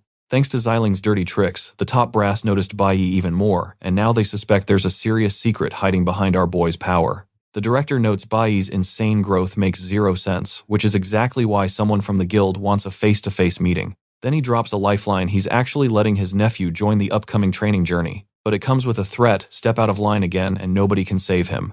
Xiling instantly lights up at the news. Since his last attempt to crush Bayi totally failed, this gives him a perfect second chance. Plus, he's itching to settle the score with Hele's crew. Meanwhile, Bayi's squad is just busy hyping up their guy. They all know an invite to the school's absolute top-tier guild isn't just handed out to randoms. Normally, candidates survive brutal exams and still get rejected. Yet Bayi, he just snagged a direct free pass. Direct invites are practically myths, so what do you and I make of this? Our boy is officially a big deal now. Alright, stick with me here. Bayi literally takes the fancy invitation and casually tosses it into the trash right in front of everyone. Nobody gets it. He just turns his back and walks away like an absolute boss, leaving his classmates totally confused. But the class nerd, he already figured it out. He mutters that Bayi has zero intention of working under anybody. With that kind of swagger, the guy wants to be the boss, definitely not some random sidekick. After school, he heads straight for the back mountain. He unlocked the Rank D dungeons and knows perfectly well that no one else dares to wander up there after dark. Tagging along is Hong Chang, the guy holding the actual clearance pass. Bayi planned this whole thing out. He wants to go in solo, convinced he is the only one strong enough to handle this mess. But Hong Chang refuses to just sit on the sidelines. He wants in. Bayi literally promised to power level him fast, but only if he secured the exclusive access to this exact dungeon. He never expected to unlock every single Rank D dungeon on campus. Anyway, they drop right in, and Hong Chang immediately starts struggling to keep up in actual combat. Bayi offers a hand, but the guy stubbornly refuses, claiming he can handle the monsters by himself. Watching him stumble around, Bayi checks his own stats. He still hasn't hit the crazy high requirements for the warrior tower, so that is locked out. Since he practically wiped out every other lair, these school dungeons are literally his only solid option right now. Classic system rules: the higher your awakened rank gets, the more insane the experience grind becomes. Hitting rank D makes leveling up painfully slow. Now, watch this part. Bayi finally steps in to save him, completely annoying Hong Chang. But hey, the guy finally hits rank D, realizing real combat beats hiding behind family bodyguards. Bayi also levels up, hitting rank C. With these boosted stats, he knows he can smash through his upcoming problems without breaking a sweat. Back home, his mom randomly asks if he is dating anyone. Bayi shoots that down instantly, reminding her he is literally just in middle school. So his mom immediately demands why he is coming home so late. She drops some classic mom wisdom, saying it is totally normal to crush on someone. She tells him to chase love fearlessly, or he will definitely regret missing his shot. That gets Bayi thinking. There was only one girl he ever actually cared about: Hela, his teammate from his past life. She was always flirting with him on missions, but he constantly brushed her off. Despite everything, our guy only ever saw her as a comrade. Plus, he was the captain. He took the job way too seriously, completely shutting down any chance of a romance between them. But watching her die right in front of him, that broke something inside him. Pure rage. Back then, his master pulled him off death row, and right after that, he bumped into Hela in the holy capital. But right now, he has zero clue where she is. Finding her again in this new timeline feels practically impossible. He is the only one who kept his memories. If they cross paths now, they are just two total strangers. But trust me on this, Hela is way closer than he thinks. She just got word that Bayi is ghosting all her messages and completely ignoring the guild. Hela smirks, thinking this is getting super interesting. Looks like she needs to handle this personally. Fast forward to his birthday, his mom finally hands over that promised present. He pops the box open, pulls back the wrapping, and finds a little handwritten card from her. It is a heavy scarf, which is super weird because it is literally the middle of summer. Stunned, he asks if she already knew he was heading to the Sacred Realm. She smiles and nods, simply saying the Sacred Realm is freezing and he needs to bundle up. Bayi is speechless. His mom knew his grand master plan this whole time. So much for keeping his secret identity hidden. Still, mom mode activates. She tells him to go invite some friends over to celebrate. Bayi completely denies having any friends. But when he gets to school, absolute shocker. An old buddy randomly shows up with a gift, a sweet action figure of his favorite character. Then the class nerd slides in, handing him a super special package too. Bayi looks down. It is an original tape of his all-time favorite movie. He is genuinely blown away. It hits him. In his past life, he and this nerd always skipped class just to binge old movies. He cannot believe the guy actually remembered that small detail. The nerd whispers to keep it a secret from the teachers, hoping he loves it. Bayi smiles and says, "Thanks honestly, it means a lot to him." Out of nowhere, Chi Yin walks up holding a present too. The whole class completely loses their minds. A gift from a girl. And wait, it is an enchanted gem, literally a rank, a weapon. Bayi immediately panics, saying this thing is way too expensive to just accept casually. Chi Yin says he earned it for helping her make the training team. So what do you and I take from this? Earning an epic weapon just for being nice is absolutely wild. She casually mentions the item isn't a big deal to her family. Plus, it's going to be way more useful to Bayi than anybody else anyway. Stick with me here, you and I both know you never say no to free loot. He figures Chi Yin picked it out after seeing his totally basic magic weapon. Honestly, he's pretty impressed by her crazy attention to detail. And honestly, he's actually touched. Even with his usual cold attitude, all his friends still remembered his birthday and brought him awesome gifts. Meanwhile, the boys are side-eyeing them, wondering when exactly these two got so incredibly close. Curious, Chi Yin asks what they're whispering about. Wanting to return the favor, Bayi just straight up invites the whole crew to dinner, saying the meal is totally on him. Hearing a dinner invite from our main character, his friends are absolutely shocked but super hyped. Right then, Bayi notices a bunch of high school kids swarming toward his classroom. Outside, these students are going crazy over the famous guild leader visiting campus. They are absolutely desperate to catch a glimpse of this legendary beauty. Putting two and two together, our guy realizes this massive crowd is actually here for him. He decides to step up and handle this mess fast. Back in the chaos, Xiling is also eagerly waiting to see this legendary guild leader. Seething with pure jealousy, Xiling wonders, and you're probably wondering too, is Bayi really important enough for a personal visit? Right on cue, our main character steps out into the hallway. Suddenly, a lightning-fast blur shoots straight through the massive crowd of students. Bayi is caught off guard. This figure is moving with insane speed, literally leaving a trail of shockwaves. Thinking it's just a distraction, he immediately drops into a combat stance. The exact second he draws his dagger, the blur violently shifts in the opposite direction. Bayi realizes he's up against an absolute speed demon. He barely manages to throw up a block just in time to avoid getting blasted. Unlike him, the crowd literally can't even process what's happening. And right then, Hila finally reveals herself. Jumping back from his counter, she smirks. His reflexes are seriously impressive. She's now completely convinced that inviting him to her elite guild was the right call. But the moment he sees Hila's face, Bayi freezes in pure shock. He definitely wasn't expecting this. Hila calmly explains that her guild already sent him multiple invites. But since our guy totally ghosted them, she decided to just show up in person. Watching this intense standoff, his classmates figure he won't have the guts to reject her straight to her face. I mean, talk about an incredibly awkward situation. Hila thinks she should formally introduce herself, but before she even gets a word out, Bayi literally runs up and hugs her. The entire crowd completely loses their minds. Even Xiling is standing there totally unable to process this reality. Meanwhile, Bayi is just smiling, incredibly happy to finally see Hila again after such a massively long time. You and I are probably just as confused as she is. Absolutely nobody expected him to randomly hug the famous guild leader. His nerdy friend mutters that, crazy as it sounds, she's actually their age. She used to be in their class, but she awakened her overpowered abilities way earlier than everyone else. Back to Hila, she quickly pulls away, blushing hard. Still, she tries to play it cool and asks if that hug means he's accepting her guild invite. She confidently adds that her guild can provide literally anything he needs, especially top-tier resources to massively level up. But Bayi flat-out refuses. Joining her guild just doesn't make any sense for his master plan. He drops a bomb. He's creating his own guild soon. Maybe then they can fight together. Right after that massive flex, the vice leader suddenly walks onto the scene. He interrupts to announce that Captain Hong is officially back on campus and the school board demands they go welcome him. Hearing that, Hila smiles and tells Bayi they'll definitely cross paths again on the training trip. That way they can have a proper chat, especially about why he acted like they hadn't seen each other in years.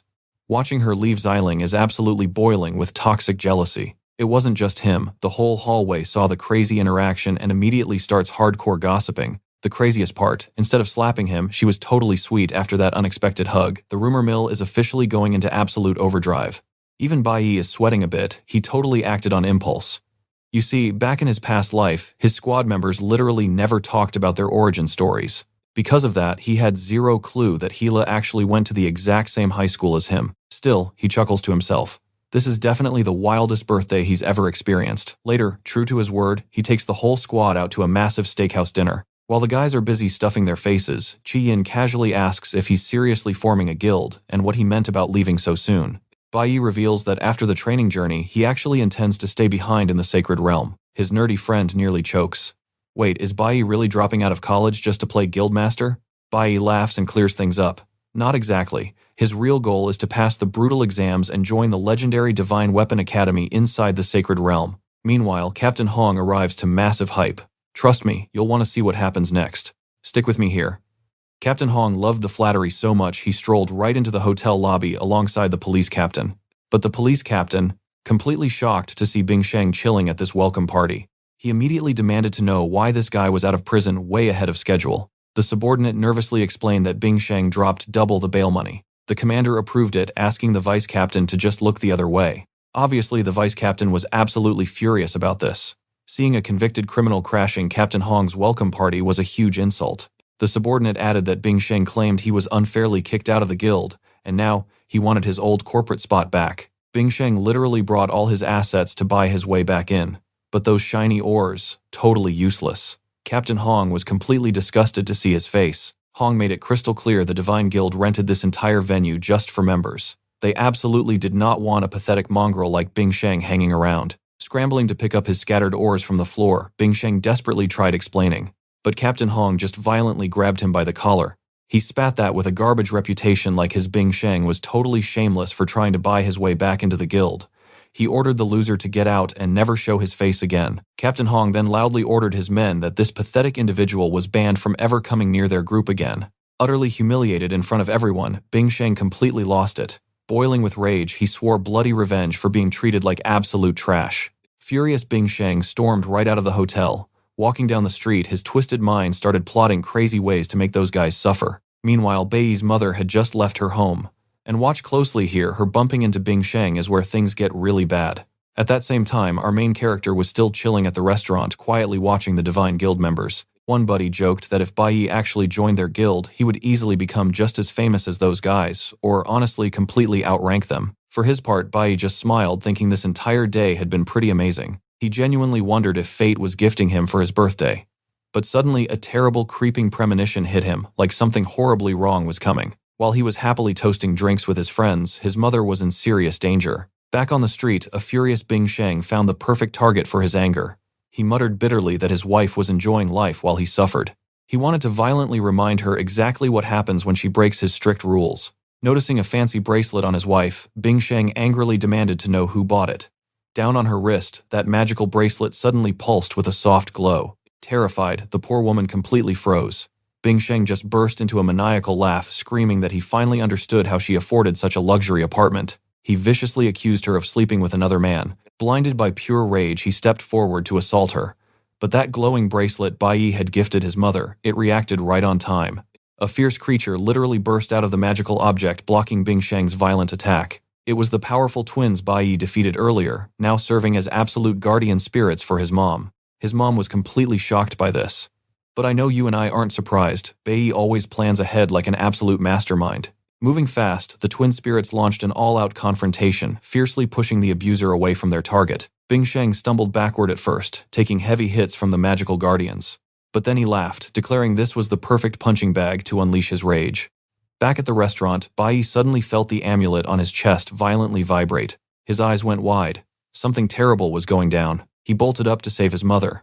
Just moments before he had called Hong Changsheng to see if the guy uncovered any details about their secret investigation. Changsheng confirmed his worst fear. His abusive dad was released from prison early and even crashed Captain Hong's big VIP reception party. But after getting humiliated and kicked out of that hotel, the guy basically vanished. Bayi instantly tried calling his mom, but got zero answer.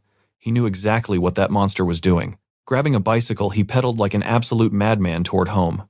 Yes, he had left those powerful twin guardians with her. But there was a huge problem. Their power level was way lower than his insane father. They could only buy her a little time. Back in the alley, Bingsheng had already smashed one of the twins and was still bursting with dark energy. The fallen twin weakly tried to hold him back, but Bingsheng showed zero mercy, brutally executing the spirit right then and there. With one guardian completely destroyed, he wiped his face and promised to rip the second one apart too. Bingsheng lunged forward like a monster. Sensing the deadly threat, the remaining guardian fired off its absolute best immobilization skill to trap him. Holding the line, the spirit desperately screamed at Bayi's mother to run for her life.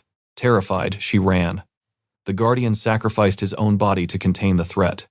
So what do you and I think? Will Bayi make it? Stick with me. Bingsheng easily broke free, practically swearing that his wife had absolutely zero chance of escaping him. He quickly chased the terrified woman down, mocking, "Where do you think you're going?" He proudly declared her running days were totally over. Then, spotting a shiny jade pendant on her neck, he violently ripped it off. Thinking it was just some cheap little gift, the guy completely crushed the necklace. Then he stepped toward her with zero mercy. But wait, he had no idea that pendant was literally a panic button.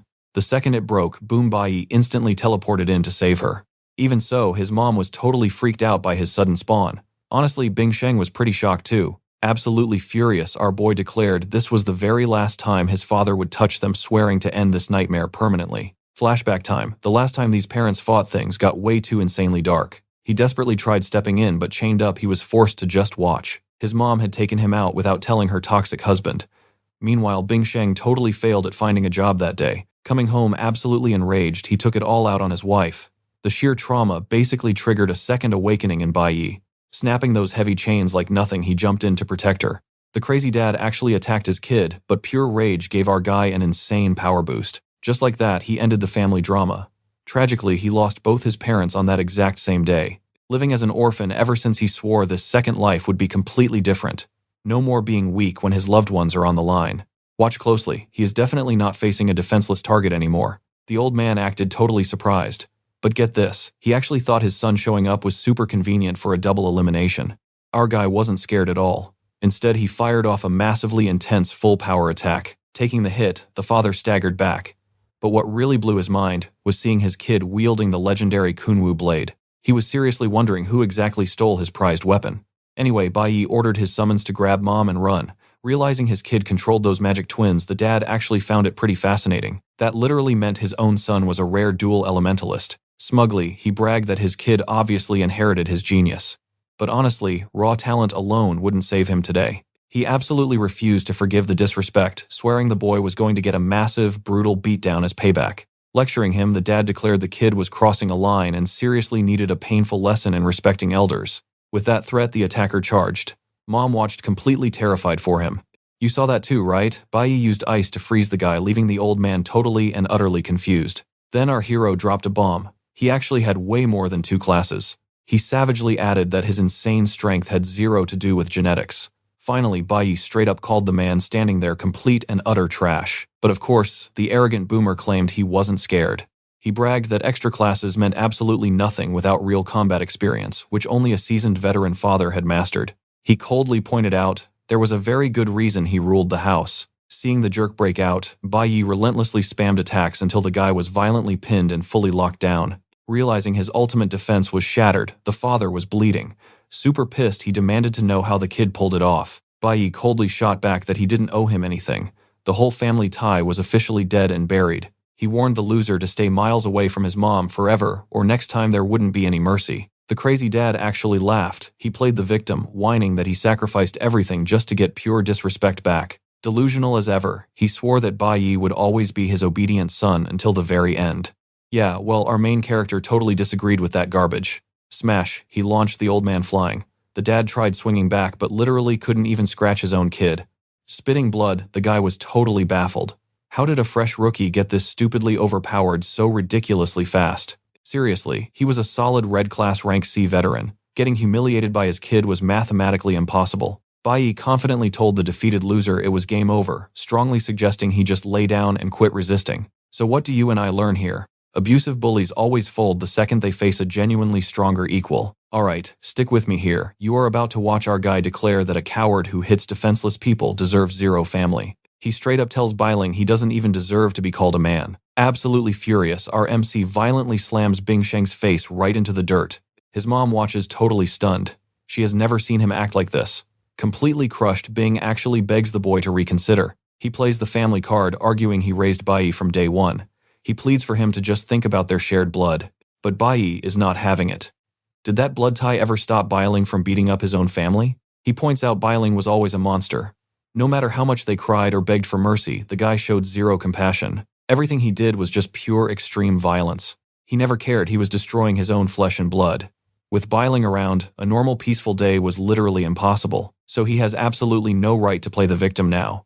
A man who does that stuff, he deserves to lose everything. Face planted in the dirt, Bing Sheng apologizes. He claims he sees his mistakes and promises he will change. But watching this pathetic display triggers a sudden memory. Now pay close attention here. In his past life, Bailing pulled this exact same fake apology when he was losing. The second Bayi lowered his guard. Boom, backstabbed. Our MC refuses to fall for that same cheap trick a second time. Adrenaline rushing, he realizes there is only one permanent way to end this nightmare. Baiyi's mom desperately tries to stop him from doing something irreversible, but Bayi argues back. The only way a sinner truly pays for their crimes is by making sure they can never strike again. Staring death in the face, Bing desperately bargains for his life, but his whining means nothing. Bayi is locked in. He channels his ice powers, shutting Bing Sheng up. He has been here before. Zero reason to hold back now. Suddenly a voice cuts through, his mom begging him to stop. The guardian beast had actually lent her its voice. Speaking through the beast, she begs her boy not to become a monster like his dad. She points out, Bailing already lost his most prized possession, his pride. He will live the rest of his pathetic life in regret. That is punishment enough. She refuses to watch her sweet son turn into a cold-blooded killer, which is exactly what crossing this line will do to him. Plus, she really does not want to visit him behind bars because that is exactly where a murder charge gets you. You and I both felt that shift right. Bayi backs down but decides to use a skill called Judgment to neutralize the threat. Landing this absolute nuke of a skill, Bayi permanently locks away his father's awakened powers. Boom. Bailing is just a weak, ordinary guy now. Bayi orders him out of the city, banished for good. He gives one final warning. If the old man ever sneaks near his mom again, the guardian will instantly rip him apart. Bayi promises that if he tries anything funny, there will be zero mercy. Prison time or not, he is totally finished. Terrified by this final ultimatum, Bailing has no choice but to obey. Fast forward a bit. Bayi is home, trusting the twins to guard his mom perfectly. He sighs in relief, glad he arrived just in time before things got truly tragic. His mom smiles, promising him everything is okay now. Still paranoid, Bayi insists she needs a brand new protection pendant. She softly thanks him for caring so much. But wait, Bayi freezes, hearing her voice. This time no beast magic.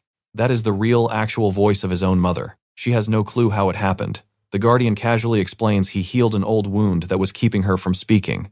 Later on, the guardian asks the big question. Is Bayi really just gonna pack up and leave his mom now? Bayi explains rent is covered, and once he makes enough cash, he is buying the whole property outright. Plus her new magical pendant is totally ready to go. The twins will just be 24/7 backup security. He adds that his mom knows he is leaving for a good reason. What she does not know, the whole reincarnation thing and the insane past he lived. Deep down, Bayi is still carrying a mountain of hatred for what happened to his old team. That is why he needs to reach the Sacred Realm. Payback time is waiting there. This time around, he will enter the Sacred Realm way earlier, giving him a massive head start. So what do you and I make of this? He is risking absolutely everything for revenge, and things are about to get crazy. Stick with me here. Walking through the city, his mom suddenly realized she almost forgot to pray. Every single year on the first summer full moon, the great mage of the flower goddess temple returns to Chushi City. Bayi totally spaced out on the fact that his own mother was a hardcore goddess devotee. He also kept his departure time a total secret. Figured it was way easier to just ghost. Goodbyes were definitely not his strong suit. Meanwhile, our guy's best friend finally got the absolute best news. His major surgery was a complete success. His parents were crying tears of pure relief. The kid, he acted like it was no biggie. His mom quickly set him straight, though major operations are no joke. She told him to be super thankful and focus on resting up. Honestly, he didn't even want the surgery right now. His friends were leaving soon, and he really just wanted a proper chance to say goodbye. The very next day, Qian's mom gave her a sweet send-off. She told her daughter to make sure her dad didn't overwork himself when they met up. The school official rolled his eyes. The kids were only gone for 15 days, so the parents really needed to stop acting like it was forever. Meanwhile, Bayi was waiting for his train completely alone. Professor Huang noticed the lonely vibe and asked if his parents were busy. Bayi just gave a flat no. Huang then asked if the kid was always this independent. Bayi thought to himself, she really has zero clue about my life. But honestly, he preferred it that way. Being alone was his normal. After losing his entire family, Bayi ended up losing his absolute best friend too. Right when he finally warmed up to his new teammates, that tragic day took them all away. So much trauma left him completely numb, totally used to suffering in pure silence. That is exactly why he hated goodbyes. Flying solo was just way safer. Professor Huang announced the train was pulling in, telling everyone to get ready. Bayi was totally focused on his journey. Now pay attention to this moment. A familiar voice suddenly called out. He turned around, completely shocked by the crazy sight waiting for him. His mom, along with his entire squad, actually showed up to say goodbye. Linlu literally sneaked out of the hospital just to see him. He joked that his parents would absolutely murder him if they found out. Bayi scolded his nerdy buddy, reminding the guy he literally just had major surgery. Linlu swore he was totally fine. Honestly, he was just too worried and had to come warn Bayi to stay safe out there. His crew went all out, packing him extra clothes and tons of snacks. The class rep even smiled, super happy to see Bayi getting so much love. His mom didn't come empty-handed either. She handed him a sacred bracelet from the goddess temple for divine protection. She explained that since her son had given her a present before, she really wanted to return the favor with something useful for his big adventure. Bayi realized she went to the temple specifically for him. It hit him, she probably already knew he wasn't planning on coming back home anytime soon. Right on cue, Professor Huang announced the final boarding call. It was time for all students to get moving. Bayi finally said goodbye to his family, stepping onto the train completely ready for his journey. Sitting there, he thought about how wildly everything had shifted since he came back, especially his inner circle. Unlike the past, Bayi finally felt someone was waiting for him. I know what you're thinking, he better come back quick, and yeah, he planned to. Meanwhile, a mysterious guy watched the train leave. Seeing Bayi safely on board with the item delivered, the man smiled. It was Lu Zhongjiang, the absolute powerhouse patriarch of the goddess temple. From here on out, everything rested entirely on Bayi's shoulders. Back inside, the professor explained the guild was running the ocean route. They were speeding straight toward the border of the legendary Jiang Kingdom. The epic training arc had officially started. It would take a full day to breach the Sacred Kingdom.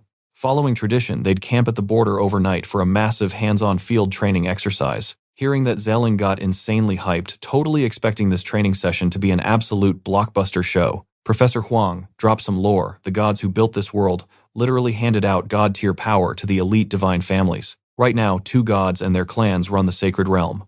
Because of that insane power gap, anyone visiting better follow their divine laws perfectly. Getting into the sacred zone from the Jiang Kingdom isn't easy. You have to clear 3 heavy security checkpoints. Checkpoint 1 was already in the bag. Once on the train, every student got a super rare invitation officially stamped by the sacred realm itself. Now the squad was pulling right up to checkpoint number 2. This spot meant hardcore registration and a total top-to-bottom security pat-down for everyone. So, where do we go from here? Trust me, you're going to want to see this. Normally, this annoying process wastes an entire day. But the very next morning, brutal combat training finally kicks off at the Jiang Kingdom border. Qi Yin immediately notices Bayi rocking a brand new outfit, joking that he actually looks older. Let's dive right in. Some girls spot our guy, the legend who rejected the Supreme Guild. Realizing he's incredibly handsome, they immediately shoot their shot. These senior girls know exactly who he is thanks to all those crazy rumors flying around. But Bayi zero interest. He totally ignores them, leaving the girls talking to a wall. Our guy is just annoyed. These desolate land beasts are way too weak to give him any good experience points, completely stalling his grand plans to level up. Right on cue, an upperclassman strolls over, loudly bragging about how he used to be the absolute top dog. He acts tough, claiming that squashing the monsters in this zone is absolute child's play. Meet Zhang Jun. He boasts that real raw combat against these monsters takes way more actual skill. Hearing this, the girls instantly flock to him, pouring on the charm. Bayi just rolls his eyes. They clearly just want a free bodyguard for the trip. Anyway, Professor Hang steps up, reminding everyone that only the absolute elite were chosen for this trip. Her rules are strict: stay in the safe zone, no wandering off solo, and get back to base. Curfew is at 8 p.m. sharp. A super confident Zhang Jun laughs, says he knows the drill, and happily marches off into the wild with his 2 new fangirls. Zelling is hyped too, looking exactly like someone plotting absolute chaos. Cut to the sacred realm. Captain Hong rolls up to a secret spot where a buddy tips him off that Captain Shannon is already waiting inside. The Supreme Guild's vice leader is busy kissing up, calling it a huge honor to share a train with the captain, mostly because it lets them skip all security checks. But the captain ignores the flattery, ordering Hong Changsheng to wait with the squad. Left with 0 options, the poor guy just has to nod and obey. Back in the dirt, Zhang Jun is completely showing off his moves. Naturally, his 2 cheering fangirls are absolutely eating it up. Bayi, on the other hand, is completely in the zone. He desperately needs some heavy-hitting monsters to level up, but knows this beginner area is totally empty. Wasting his energy on these trash-tier mobs is just not worth the effort. Suddenly karma strikes, Zhang Jun gets absolutely blindsided by a massive beast, and those loyal girls, they don't even lift a finger to help him out. Now watch closely, things get wild here. The girls freeze in terror as the monster locks onto Bayi.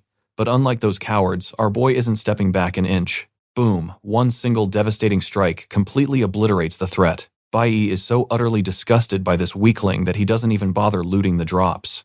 Realizing this baby zone has 0 challenges, he wanders off hunting for a real boss fight. A little later, he suddenly stumbles upon a glowing patch of magic crystals. But something is off. These high-energy gems only ever spawn deep inside cursed demonic lairs or heavy monster nests. Worse yet, the mana inside them is completely bone dry. Someone or something sucked them empty recently. Even the surrounding trees look totally dead and withered. Bayi narrows his eyes, wondering what kind of nightmare beast could swallow that much raw power. He pushes deeper into the eerie woods until the trail completely vanishes into nothing. I know what you're thinking, corporate conspiracy, right? Spot on. He finds a sketchy flask in the dirt, clearly stamped with the shady Zeong Industries logo. Back at base camp, the sun goes down and training wraps up. Professor Hang starts cooking up some fresh monster meat for dinner. She drops some wisdom, explaining that real field combat means living off the land and eating wild monsters is basic survival class. Stuck out there, half the class is totally grossed out while the hungry ones just dig right in. Meanwhile, a few kids start looking around, realizing Bayi is still completely missing from camp. Chi Yin is super impressed, telling the professor she is just as awesome at wilderness survival as she is at giving classroom lectures. Hang smiles and drops some lore before teaching she actually trained to join the elite divine guild. Sadly, she just didn't have the stats to pass the brutal exam. She whispers to the class rep that this is actually her first time here, begging them to keep it a secret. Hang admits that if it wasn't for top students like Chi Yin and Bayi, she never would have gotten to see her absolute dream location. But right mid-sentence, a massive shadow suddenly creeps up behind Chi Yin. Luckily, the professor's instincts kick in. She senses the insane bloodlust and shoves Chi Yin out of harm's way. But by saving her student, the teacher takes the full brutal impact of the attack right in front of a horrified Chi Yin. Pure panic erupts as the terrified students scramble to understand the situation. Far away in the woods, Bayi is sprinting back at max speed. He just realized a terrifyingly high-level demonic beast is hunting near their base. But our overpowered MC is too far to help. Bleeding out, Professor Hang screams at the crying students to sprint toward the nearest guild outpost. So what do you and I do when a deadly rank B beast crashes the party? Trust me, you'll want to see how this sacrifice plays out next time. Alright, stick with me here. You are about to see an absolutely terrible plan unfold. Xiling was completely furious. Bayi had stolen his spotlight and now he wanted pure revenge. His big idea, bring a demonic beast and release it to feast on the environment. He figured he could just wait until everyone was totally defenseless, then jump in, save the day, and play the ultimate hero. Classic fake protagonist move. But things instantly spiraled way out of control. The beast grew insanely strong.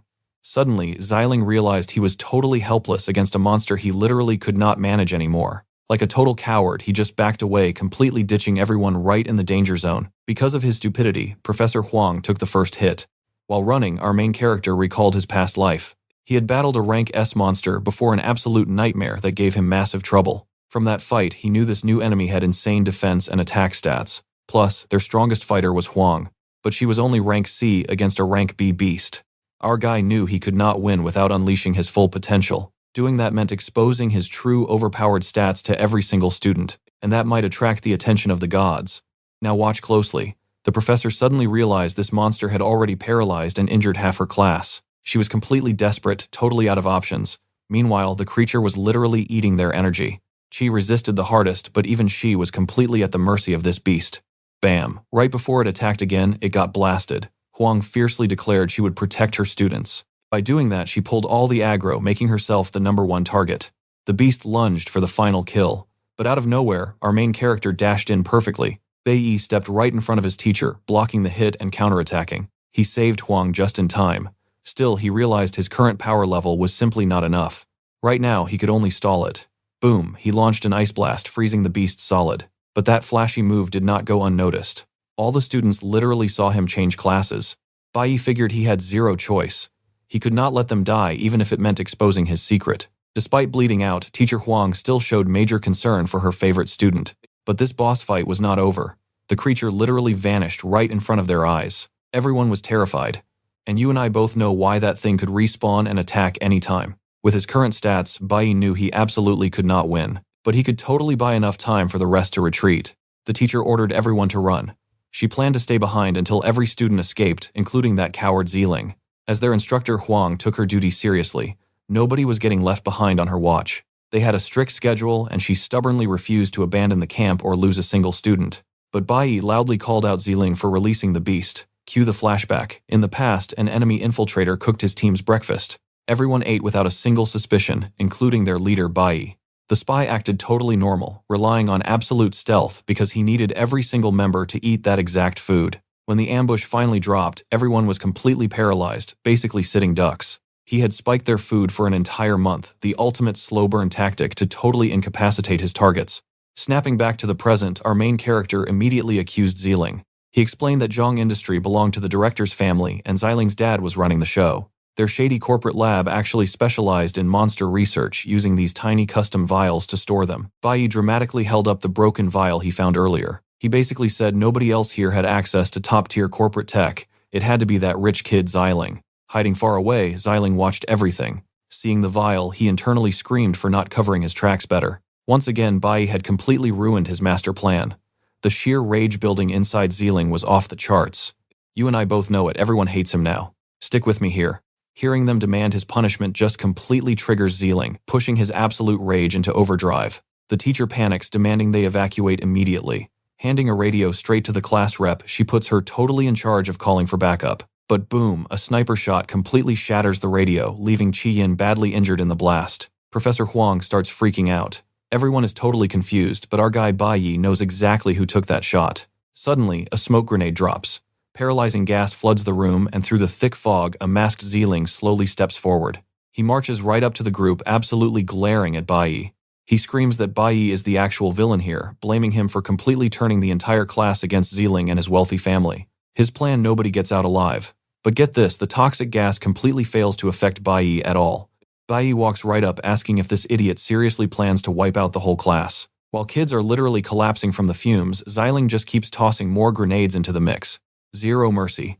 He yells that he hoarded these weapons for the monster, claiming he was destined to be the epic class hero, not Bayi. But since Bayi ruined his spotlight, he decided every single person would pay the ultimate price for backing the wrong guy.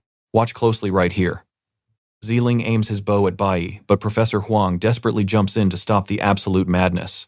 She begs him to stand down, promising him there is still time to fix this and choose the right path. She honestly thinks this is just a big misunderstanding, refusing to believe her student would actually murder his own classmates. But Ziling just sneers. It is way too late, and he has crossed the line. The teacher suddenly stumbles. Her body is going numb, and she realizes she is about to black out like everyone else. To stay sharp, Bayi literally cuts himself, telling Ziling that he is absolutely right about one thing. There is zero turning back now. He flat out says whatever pathetic excuses Ziling has, nothing justifies trying to mass murder his own school. Triggered by his own dark past, Bayi furiously demands to know how this coward dares to aim a weapon at his allies. Ziling shoots Bayi, casually deflects the arrow, and instantly charges straight at the sniper. With one flawless sword strike, he destroys the weapon, making sure Ziling cannot fire another shot. Even better, the impact shatters Ziling's mask entirely, leaving him choking on his own toxic gas. Bayi literally feels zero pity. In his book, backstabbing traitors never get a second chance. Coughing in pure agony, Ziling screams that Bayi is an absolute psycho, still blaming him for this entire disaster. You saw the truth too, right? Bayi snaps back that Ziling just cowardly hid and watched everyone suffer. He demands to know who the real psycho is, exposing Ziling as the true mastermind behind this tragedy. This idiot risked every single life, even his own, just for some petty, absolutely pathetic revenge trip. He nearly wiped out half the class, and an innocent teacher who literally had nothing to do with this drama. Totally wrecked by the facts, Ziling just pathetically starts crying. He completely panics, swearing he only hid because he was terrified of the monster. Crying, he begs for a chance to explain himself, but Bayi is totally done listening. He coldly tells Ziling that he made his choice, and now karma is here to collect the debt. Sweating bullets, Ziling realizes Bayi might actually be completely insane, convinced he is about to get brutally taken out right here. But Bayi does not end him. Instead, he activates his crazy skill to totally wipe out someone's abilities. Ziling screams in pure agony as his awakened powers are permanently deleted from his system. Bayi did exactly what was needed permanently, turning Ziling into a completely harmless nobody. The rich, spoiled brat who always got his way, now just a pathetic mess on the floor begging for help. But classic anime timing. One villain goes down, another disaster strikes. Bayi suddenly hears Professor Huang screaming for backup. That terrifying beast from earlier is back. The worst possible timing. Even though Bayi resisted the gas, his body feels heavy and slow. A hard boss fight just became an absolute nightmare scenario. He has no choice but to throw hands. But then, boom, a massive lightning bolt drops out of the sky, blasting the monster directly. The beast gets sliced cleanly from top to bottom, yet somehow stays standing. Professor Huang cheers that Hila finally showed up. Hila steps in, admitting this crazy monster is just too tough to solo. She turns and asks Bayi for a team-up. Still shocked she is here, Bayi readies his blade for round 2. But stick around, the beast just turned invisible. Stick with me here. Our guy explains this beast has insane camouflage. He wounded it earlier, but it just vanished without a trace. Despite his injured leg, Bayi yells a warning. That paralyzing gas is kicking in and everyone is about to fall fast asleep. Isla looks around. He is literally the only student still standing. She is absolutely stunned by his crazy high resistance to the gas. Playing it safe, she tosses him a first aid potion. The guild has been called, she says. But reinforcements, who knows when they will show up. Right now they just need to buy time. ID. Bayi guesses the beast is studying them, waiting for the perfect opening. And bingo, he is dead right. The creature suddenly launches its attack. Our guy barely dodges a direct hit. Isla fires back instantly, but the monster dodges. Still, it cannot dodge forever. Under a barrage of attacks, one finally lands a solid hit. Hila realizes Bayi recovered ridiculously fast. He smirks, totally ready to fight. If they team up right now, he knows they can win this. Bayi actually praises her combat reflexes. Top-tier stuff, really. But he reminds her she is just a student. Her safety has to come first, no matter how good her skills are. Hila snaps back that he is acting like a total boomer teacher, not a student. Suddenly, the monster rises again. Let us strike together, he says. They sync up perfectly. But this time, things go completely sideways. The beast totally blocks the assault, slamming Bayi backward with a massive heavy strike. Hila yells that she has an opening, but the second her attack lands, she realizes she cannot scratch its defense at all. Now watch closely. Sensing danger, Bayi desperately screams a warning at her. Too late, Hila takes a brutal hit. And worse, she instantly notices the monster is using actual poison. Bayi rushes in to block. He realizes the beast is actually learning their moves, figuring out exactly how to counter Hila perfectly. Not just that it is sucking up area nutrients, leveling up its strength mid-fight. He does the math. A long fight means they are dead before backup ever arrives. Plus, he is bleeding badly. Bayi knows it is on him to end this madness immediately. Flashback time. We see Bayi asking his old squad a question. What do you do when the enemy completely outclasses you? Back then, Hila said the smart move was retreating. But she also bragged that the legendary Divine Squad never ever backs down, so Bayi laid it out. For impossible odds, they use the rat bait plan. Step 1. One guy goes totally all out, forcing the boss to counterattack hard. The enemy burns through its stamina, trying to constantly defend and strike back. Meanwhile, teammate 2 waits for the perfect opening to completely one-shot it. Back to reality, Bayi draws all the monsters aggro. He yells at Hila to hold her fire. She needs to recharge her mana right now. Hila hates the idea of him soloing. She knows the stakes. Bayi is ridiculously talented, sure, but taking this beast alone is straight-up suicide. But I know what you are thinking. He is crazy, right? Actually, Hila realizes Bayi is in total control. Bossing it up, Bayi charges the monster like an absolute maniac. Suddenly, his weapon gets completely knocked away. Hila panics. And then boom, she watches Bayi take a massive direct hit right there. Spitting blood, Bayi screams at her to stay put. Hila is completely torn. How can she just stand there while he dies? Meanwhile, the ugly beast actually thinks it just won. This thing is smart enough to look down on humans. To it, everyone is just an afternoon snack waiting to happen. Bayi grins. The trap is completely set. He finally screams the signal for Hila to launch her attack. She powers up instantly. See, Bayi noticed a huge pattern. Every time it gets hurt, it tries to eat a student. And right when it opens its mouth to feed, that is its biggest weak spot. Defense drops to literal 0. So he just took the beating, waiting for Hila to land the final blow. One clean strike to end it all. Bam! The hit perfectly connects and the monster freezes, getting completely paralyzed instantly. Bayi's crazy plan actually worked, but Hila shouts a massive warning. The stun effect is super short. They have to move. Bayi smirks. That is plenty of time. He is absolutely not letting this ugly bug slip away again. He instantly triggers a skill to freeze the monster solid.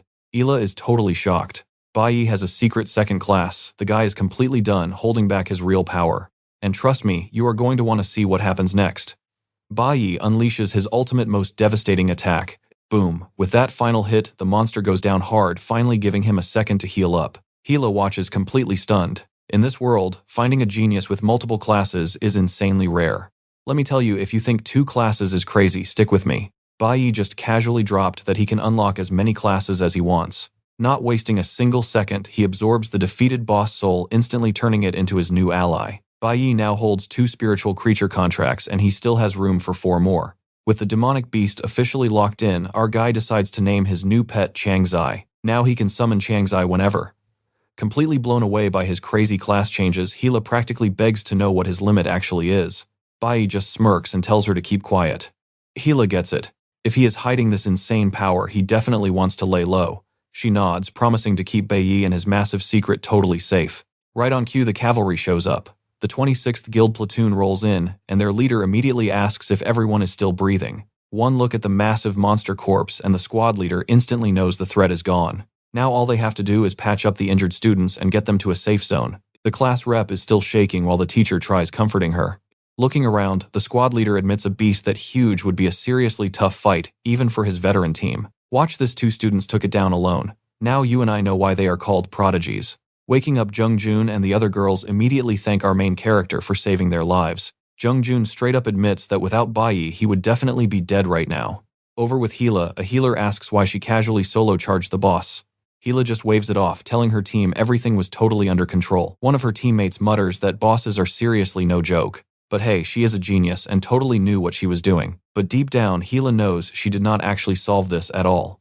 She keeps her mouth shut, realizing Bayi is way more mysterious than she originally thought. Following the rescue, the panicked students are finally moved somewhere safe. Meanwhile, deep in the jungle, Xiling is running for his life from another beast he unleashed. His brilliant plan, release the monster so it would hunt down the others instead of coming after his own neck. I know what you are thinking, Karma, right? Xiling quickly learns taming monsters is not easy.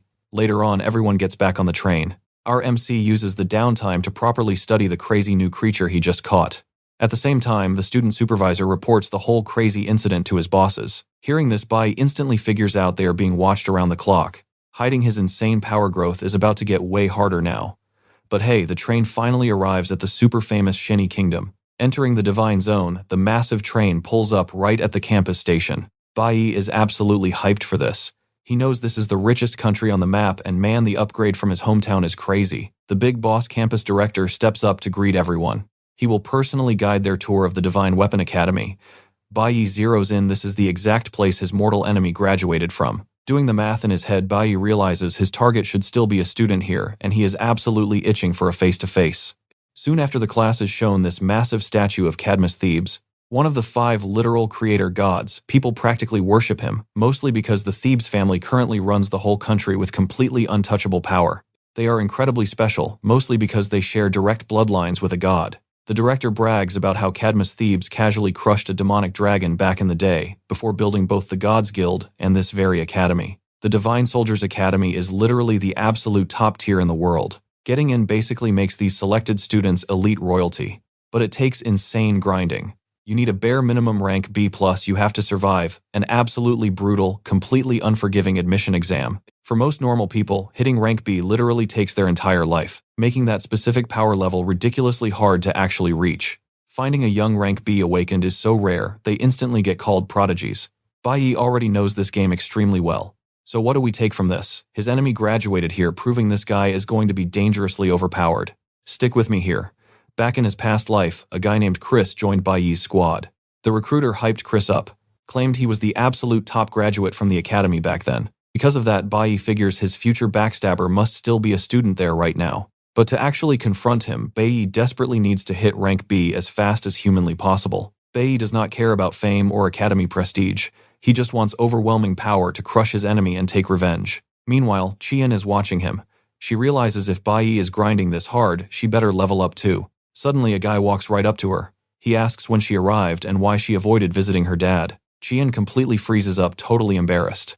The student receptionist immediately bows, greeting this guy as Secretary General Chen. Chen drops some heavy news. Her dad collapsed from severe overwork. He kept it secret, but Chen insists she visits him immediately. Without a second thought, Qian calls for a ride to go see him. The clueless students start whispering. Is she secretly from some massively wealthy, top-tier noble family? Right on cue, a ridiculously long limousine pulls up.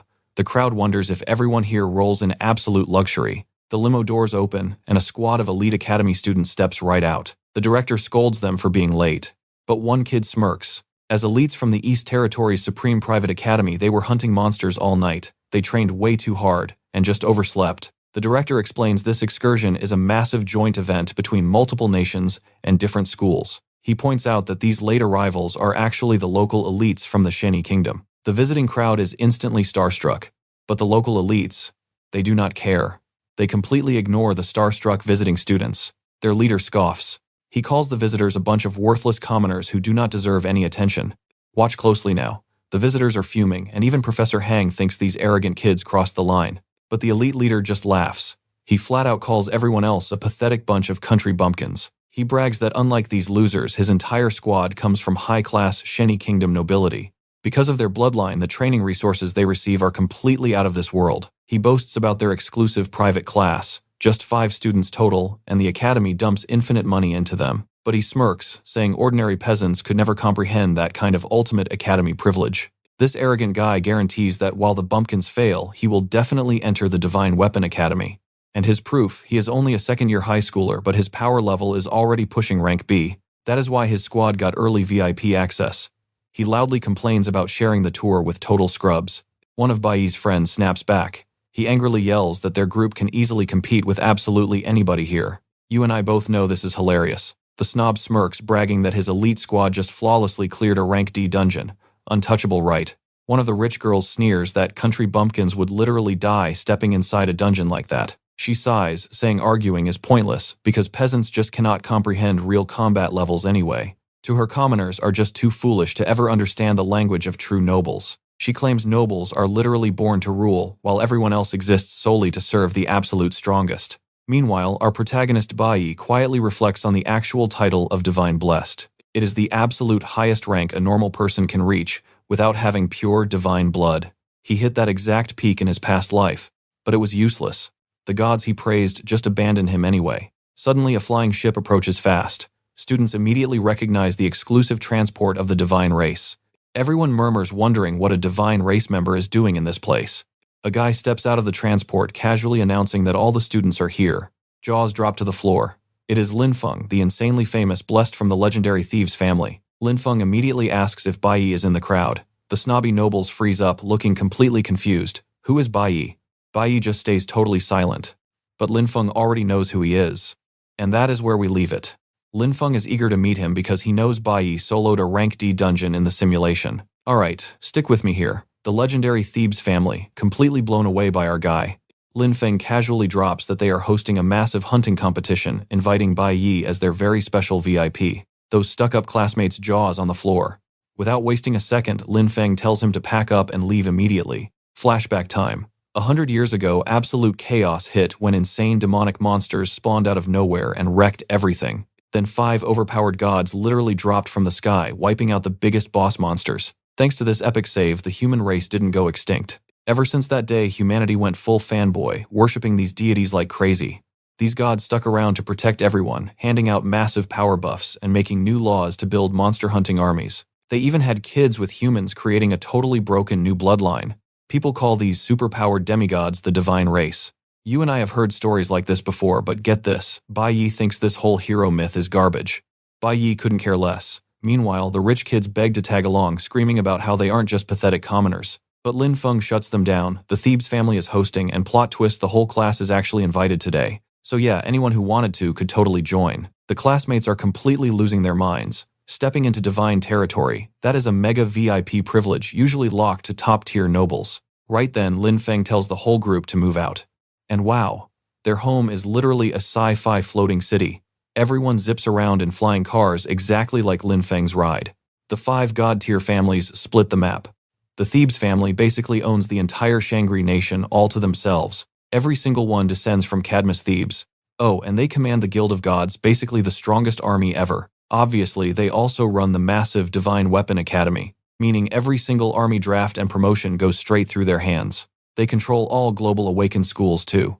Bayi figures he got noticed because he absolutely destroyed his final exams. Still, why drag him all the way out to a random hunting tournament? Linfeng leads the completely starstruck students into the base.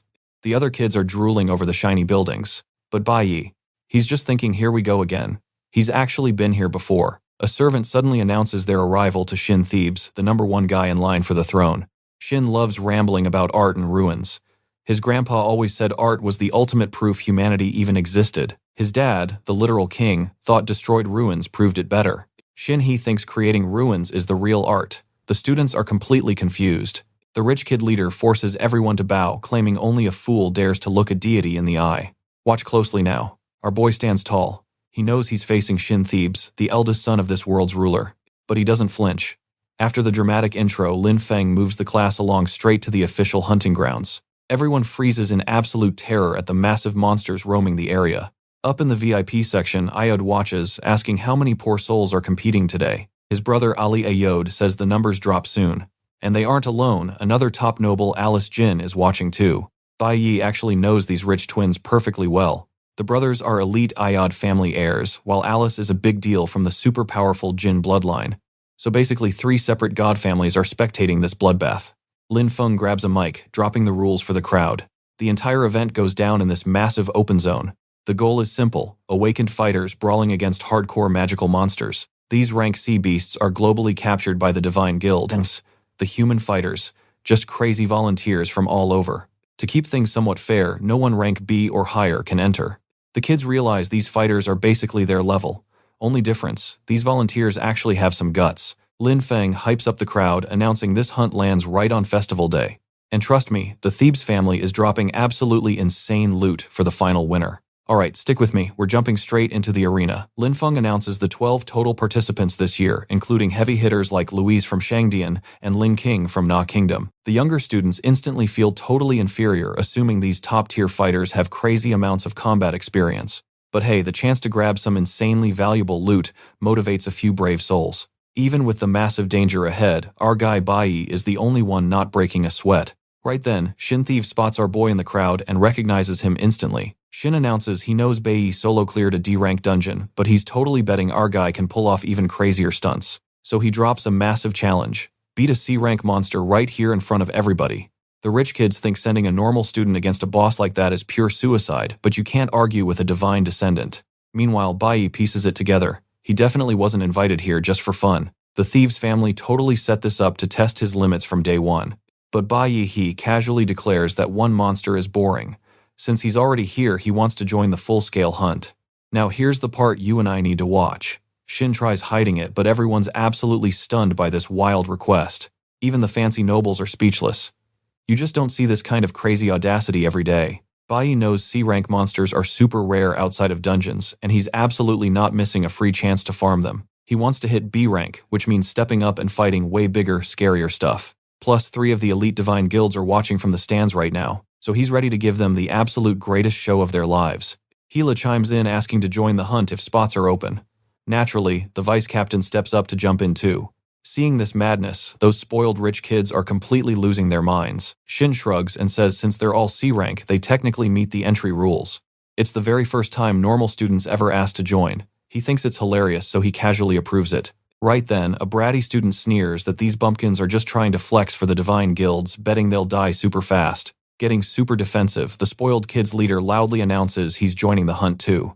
Lin Feng warns him to really think this over, because safety teleport devices are completely banned here. If things go sideways out there, nobody is coming to save you. He's shaking with fear, but his pride won't let him back down, so he locks in his entry. He figures even if he loses, there's no way he performs worse than a bunch of literal nobodies. Boom, we just added 8 new players, 5 from the private academy, plus 3 heavyweights from the Jiang Kingdom. You saw this coming, right? The rich nobles think things just got spicy. The Jin family grandson casually asks the twins who they're betting on. They drop 1 million each on the academy kids, loudly bragging that nobles would never lose to cheap commoners. But Shin completely flips the script, betting everything on Bayi. The twins think he's absolutely joking. They laugh, thinking Shin's just burning cash on a total loser. Meanwhile, the Jin grandson is silently plotting his own bet. Oh, small problem. Lin Feng realizes he totally forgot to warn the newbies about the Central Black Forest being a strict no-go zone. But whatever, he figures they're way too weak to even make it that far anyway. The match starts, everyone scatters, and the camera drones are recording every single move. 2 steps in, and the spoiled girl is already shaking, crying about facing some impossible, never-before-seen danger. Their leader tells them to chill out. They have fought monsters before, so this can't be that much worse, right? He claims a C-rank monster is basically just the same as a standard dungeon boss. If they group up and attack together, their chances of surviving go way up. Plus, it's the perfect chance to completely humiliate those annoying commoner bumpkins. A bit later, Bayi and his squad are pushing forward. Then something feels completely off. His heart starts pounding like crazy for literally zero reason. Hila notices and asks if he's okay. Bayi lies and says yes, keeping them calm. The vice captain agrees they should definitely fight together. And that's where we leave it. Turns out, rejecting that guild offer literally gave their leader sleepless nights. Wild, right? Let's jump right back into the madness.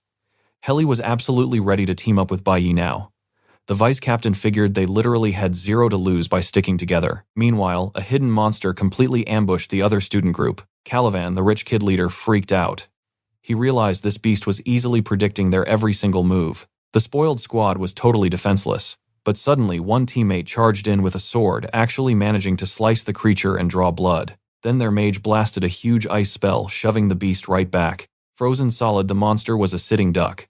The squad's archer quickly took aim. Her arrow flew and the rest jumped into close combat, going all out for the kill. Calivan launched a massive fireball, convinced the enemy had absolutely no way out. Boom! The impact blew the monster into scattered pieces. Calivan instantly hyped up their very first win, bragging that this was the real power of true elites. The whole team cheered, even though all the points suspiciously went straight to Calivan. He boldly claimed he would keep slaying monsters with their help while they could just handle the boring rear guard duties. But then the mage checked the overall ranking board and froze. Bayi's squad had already wrecked 10+ monsters and took first place. The mage was absolutely stunned. They had barely scraped by 1 kill while Bayi's team was already miles ahead in points. Even Calivan realized catching up was nearly impossible.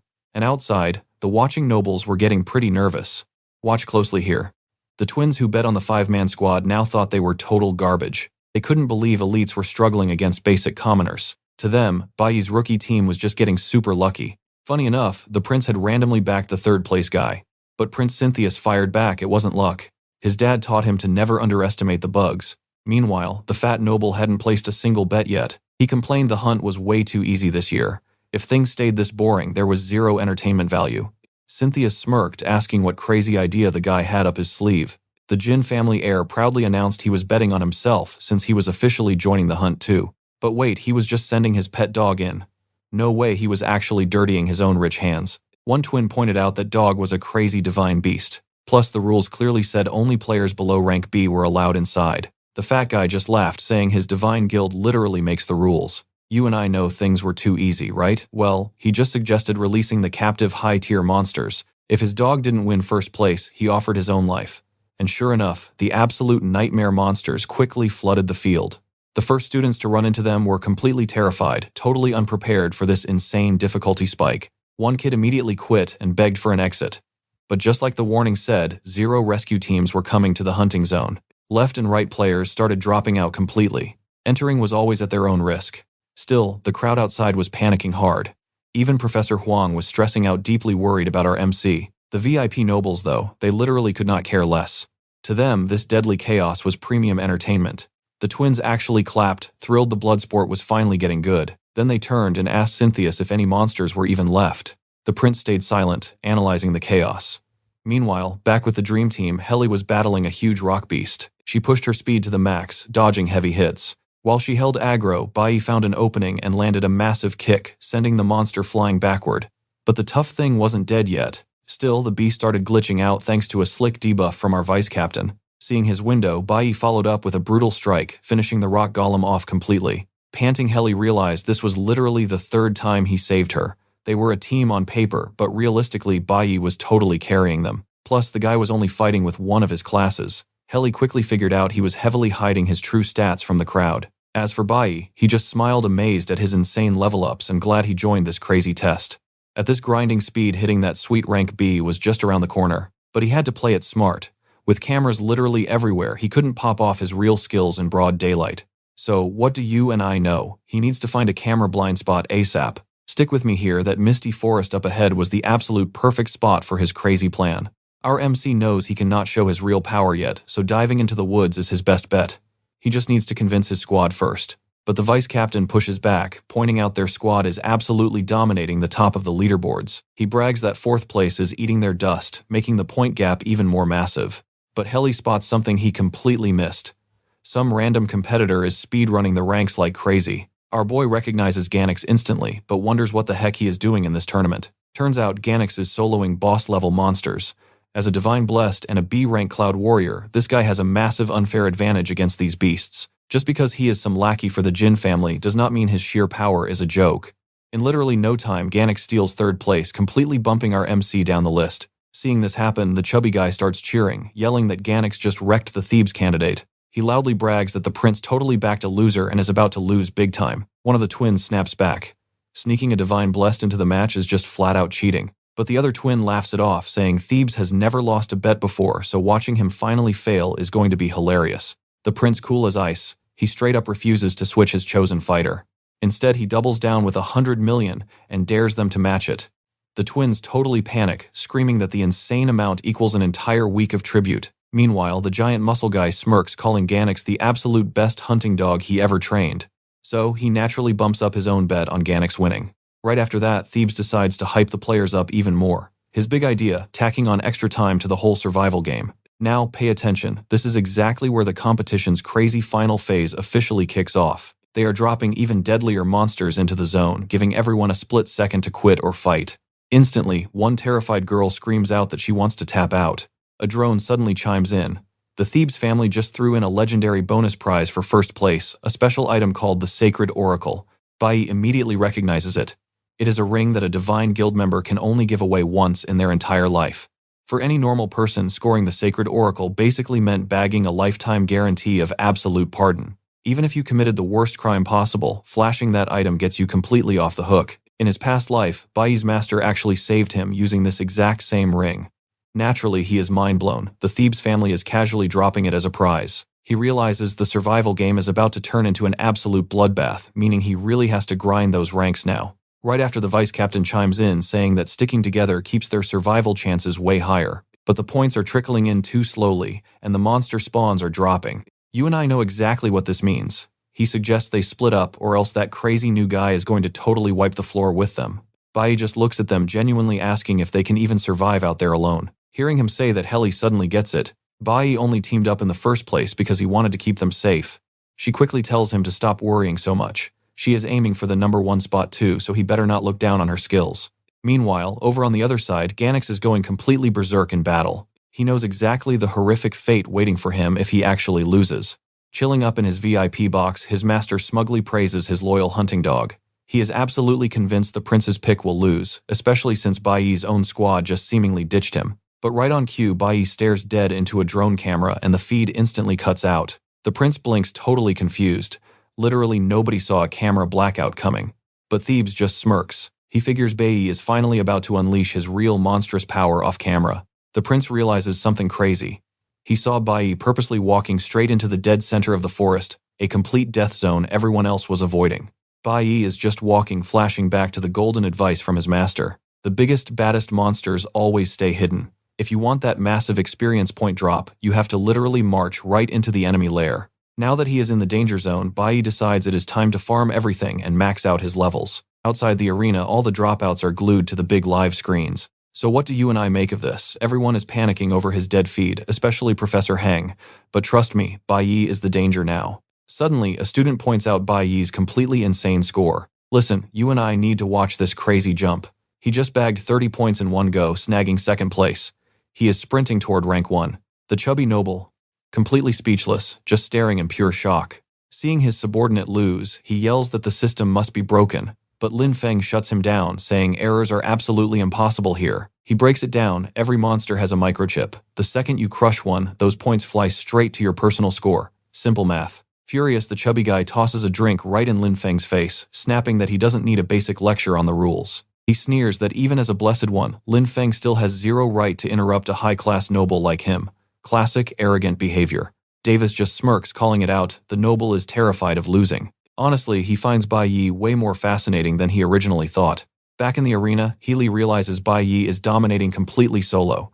Knowing he is still hiding his true strength, her competitive spirit fires up. She refuses to lose. Meanwhile, the vice captain spots Bayi's crazy growth speed, totally baffled at how anyone could level up this fast. He figures the kid hid his real power from the team, just waiting for the perfect moment to flex hard for the Divine Guild. He guesses that since the deadliest zones hide the highest tier loot and monsters, our boy Bayi definitely ran straight toward the danger. Playing it safe, the vice captain decides to stick strictly to the middle zone.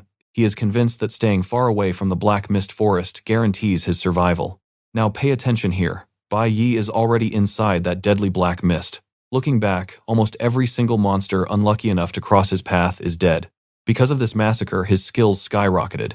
He is actually thinking about hitting rank B before this hunting exam even finishes up. Plus, he went ahead and forged fresh contracts with 2 brand new monsters. First is Zhao Lin, his personal radar for enemies, and King Kong, a giant absolute brawler. He immediately orders Zhao Lin to scan the entire area. Right away, a really creepy, unsettling vibe completely washes over our main guy. He realizes extreme danger is sitting right nearby, sensing an eerie voice calling his name.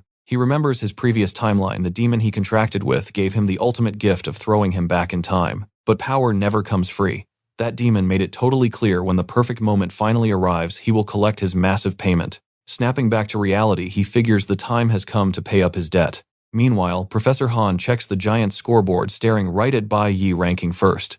She notes 3 of the top 4 belong to her academy, totally stunned by the outcome. Everyone else watching is just as shocked. Suddenly his live feed totally cuts out, leaving the spectators entirely in the dark. The students start gossiping, guessing he pushed into the middle zone, which is heavily packed with insane danger. The map splits into 3 chunks: the safe zone, the middle ring, and the terrifying core called the Black Mist Forest. Most kids cowardly stay in the safe zone, farming weak mobs for absolute garbage points. The top rankers, however, bravely pushed into the middle ring, farming way better targets to rack up those massive scores. So, logically, with him leading the pack by a mile, he must have charged straight into the very center of the map. But let that sink in for a second. Everyone knows that place is dangerously cursed. His location is completely unknown, but the vice captain is fully visible, wandering right into the forbidden zone. Speaking of him, the guy suddenly realizes he accidentally stumbled straight into the cursed territory. He only meant to chill in the middle section, but could not find a single monster. He then spots Bai Yi casually walking around too. He thinks the kid is totally clueless about the deadly trap they are in. Even so, this snake thinks he can profit. If the top student dies in here, the Divine Guild will start looking at guys like him. While that fool stands there scheming, our guy just marches deeper into the suffocating shadows. Suddenly, he spots his own trail marker carved right there. It hits him. He is completely lost. He walked perfectly straight, yet somehow looped right back to where he started. Impossible geometry. He quickly realizes he is trapped inside a massive, illusory maze. Finding ancient tracks, he knows others died here before. Someone dropped a high-level spell on this zone, turning it into a total death trap. Who sets a trap like this? That is where we leave it, and trust me, you are going to want to see what happens next. Let's dive back in. So Halila just noticed Bai's score completely flatlined while some other guy grabbed first place. The vice leader showed up right after. Naturally, Halila demanded to know if he found him. The guy confirmed he spotted Bai right in the central zone, walking straight into the deep end of the woods. Halila panicked. Did this dude accidentally wander into the Black Mist Forest? Suddenly, his tracking signal vanished entirely from the system. The whole student body freaked out. Bai was completely wiped from the leaderboards. Huang was seriously dreading the worst possible outcome, desperately hoping she was just overthinking. Meanwhile, inside that cursed forest, Bai just shut his eyes. No visual tricks, no fake sounds. He bet everything on his raw instincts, simply moving to the steady rhythm of his own heartbeat. Step by step, this crazy strategy actually pushed him right near the forest exit. He finally opened his eyes to a massive, bottomless pit. This definitely caught him off guard. A giant abyss in the forbidden forest that absolutely did not exist in his past life's memory. But knowing how things work, he figured the Celestial City was definitely hiding some wild secret down there. So with his spirit ally backing him up, he took the plunge to investigate. Hitting the bottom, the scene absolutely baffled him. Looking at the sheer destruction, he instantly knew this place was the graveyard of some ancient legendary war. Watch closely here. A spirit suddenly warped right into the area. And not just any spirit, a literal boss monster that immediately started summoning its minions. The boss was furious. How dare anyone step into its domain? It promised zero mercy for any trespassing humans. Back up top, Halila tracked our guy and found a trail of completely wrecked monsters. Absolute proof that Bayi went straight into the danger zone. Looking at the carnage, she realized these beasts were basically warm-ups for him, giving him the confidence to push forward. The vice captain, he wanted to just stick to hunting. He was fully convinced our boy was already dead meat anyway. Halila totally rejected that idea. She boldly declared she was going in after him. The guilt was eating her alive. She never warned him about how insane the Forbidden Forest really was, so now she had to save him. The vice captain tried talking her out of it, but then a super sketchy thought crossed his mind. Fewer rivals alive meant way better odds for his own master plan to impress the gods. So Halila marched right into the cursed woods. That chubby rival watching from afar literally called her an absolute idiot. But hey, he loved it. It made his life way easier. His biggest threats were literally taking themselves out. He bragged that his victory was basically locked in now. No way he could possibly lose. Meanwhile, those twins were busy gossiping about the forest and why everyone called it cursed. But then they realized the exam was almost over anyway, so who cares? Elsewhere in the hunting grounds, people were barely holding on. One girl was desperately getting patched up. Her teammate told her to just survive until midnight when the gates would finally open. The rich kid leader was complaining hard. Sure, the rules said they could quit, but nobody actually gave them an exit door. He admitted they only survived by hiding in an empty spot. Otherwise, they would be long gone. At this stage, he literally did not give a damn about scores or ranks. The guy just wanted to pack up and escape in one piece. Typical noble trash talk, claiming their wealthy lives mattered more than regular commoners, so they absolutely had to survive until the clock ran out. Suddenly, the system announced the final stage was over. They all cheered, thinking they were free. I know what you're thinking. Safe right. Wrong. The system announced a deadly bonus boss stage. The rich kids completely lost their minds, and right on cue, a massive earthquake violently shook the ground. Half of them started crying. Forget the epic loot or those ranking points, these guys just wanted to keep breathing. Their arrogant leader threw a massive tantrum screaming to be let out. He yelled that his squad was officially done with this stupid test. They all just wanted to bolt for the exit. Screaming about noble privilege didn't help much though. Before he could even blink, something massive struck. The new boss instantly deleted him. Boom, one-hit energy completely drained. His rich friends stood there completely paralyzed by fear. Reality hit them hard. They were staring down a ranked boss and they were next. Teaming up wouldn't even scratch this absolute monster. Meanwhile, miles away, our boy Bayi was dealing with his own terrifying threat. But unlike those screaming rich kids, he was soloing an entire army. Makes you think, doesn't it? While they cried, his stats just kept skyrocketing through the roof. Alright, stick with me here. Only one class got a major stat boost. He knows he's not strong enough to solo a Class B monster. But get this, his real cheat code is having multiple classes. He bets it all on his trump card. Switching classes mid-fight, stacking up different elemental stats, just to completely crush this thing. The problem, this enemy is just way too overpowered. Even juggling multiple classes, Bayi is struggling hard against a boss this absolutely insane. But giving up, not his style. He figures if he can just land one solid hit on its weak point, he can actually win. So he pulls a classic distraction, draws its aggro, then hits it directly with his King Kong ability. Boom, a perfect direct hit. The monster staggers wide open and completely vulnerable to a massive finishing strike. And just like that, the power gap vanishes. Bayi follows up with one brutal attack and wipes the enemy out completely. Hard-fought victory secured. His reward, a massive boost to all his base stats across the board. But the dungeon run isn't over. A giant locked gate sits right in front of him, practically begging to be opened. He has to know what's hiding back there. Suddenly, Bayi spots a crazy buildup of stellar energy. Oh yeah, a brand new class is finally about to awaken. Cut to the outside. The divine guards are whispering about the dark secrets of the celestial city. One guy mentions a crazy rumor. A hidden dungeon right inside the central tower packed with countless high-level monsters locked away forever. His buddy completely laughs it off.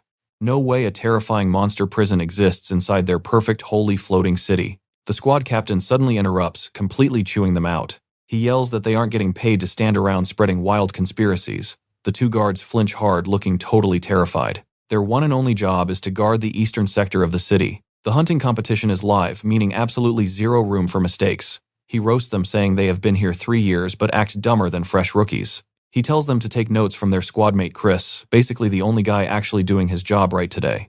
Meanwhile, back with our guy. He just successfully unlocked his brand new class, the Star Red Mage. The new power is epic, but that creeping, unsettling feeling from earlier, it comes rushing right back. The pressure keeps getting heavier. Whatever is causing it has to be waiting right behind that massive gate, so he decides to force his way in. He casually shatters the heavy chains, busting the sealed entrance wide open. Now pay close attention here. He walks in, finds even more magical chains, and realizes they are locking up something absolutely massive. Heavy chains wrapped around a single man. Glowing padlocks sealing every single link, making sure zero escape is even possible. The prisoner slowly looks up. He asks if they sent some random kid just to mock him in his cell. Bayi just ignores the insult and asks, "Are you Samuel?" The guy freezes, totally shocked that this kid knows his real name. "I am here to bust you out," Bayi says calmly. Samuel is completely speechless, but then slam, the heavy door behind them locks all on its own. A cold chill hits Bayi, but he is officially trapped now. Things instantly get worse. A toxic, sinister aura floods the entire room as the enemy warrior lord suddenly respawns right there. Bayi is genuinely confused. He literally just beat this exact same boss 5 minutes ago. You and I thought the boss was dead, right? Nope. 2 more copies spawn right next to him. The difficulty just tripled, and Bayi is totally sweating now. But there is zero time to think. These guys don't pause. They instantly charge right at him. One boss snarls, declaring that any rat invading their sacred territory gets an immediate death sentence. Yeah, things just went from bad to incredibly fatal. And Samuel, the prisoner, literally just starts laughing at his misery. Samuel jokes that Bayi fought so loud he basically rang the dinner bell and pulled aggro from every guard around. Totally annoyed, Bayi yells, "Just tell me how to free you." Samuel just smirks. "You don't even have the key, kid. What's your big plan?" Bayi had no idea a key was required. Not exactly the best news when fighting for your life. But then he spots it. One of the warrior's swords has a very specific shape. That blade is literally the lock's key. Only one problem. To grab that sword, he has to beat its incredibly overpowered owner first, totally not on his agenda today. Samuel nods, impressed the kid figured it out so fast. But he still thinks Bayi is insanely arrogant for trying this rescue. I mean, if you can barely keep yourself alive, how do you plan to protect a hostage? Bayi connects the dots. The divine race hosting this massive hunt, banning any Class B players from entering this specific zone. It is definitely not just a wild coincidence. The entire event is a massive cover-up to hide this exact chamber. Because what do you and I both know? A Class C player finding this place would never make it out alive. Let's jump right in. The prisoner actually thinks Bayi has already accepted his grim fate. But Bayi, he makes it clear he is not quitting yet. He pitches a wild bet. If he breaks him out, the prisoner obeys him forever.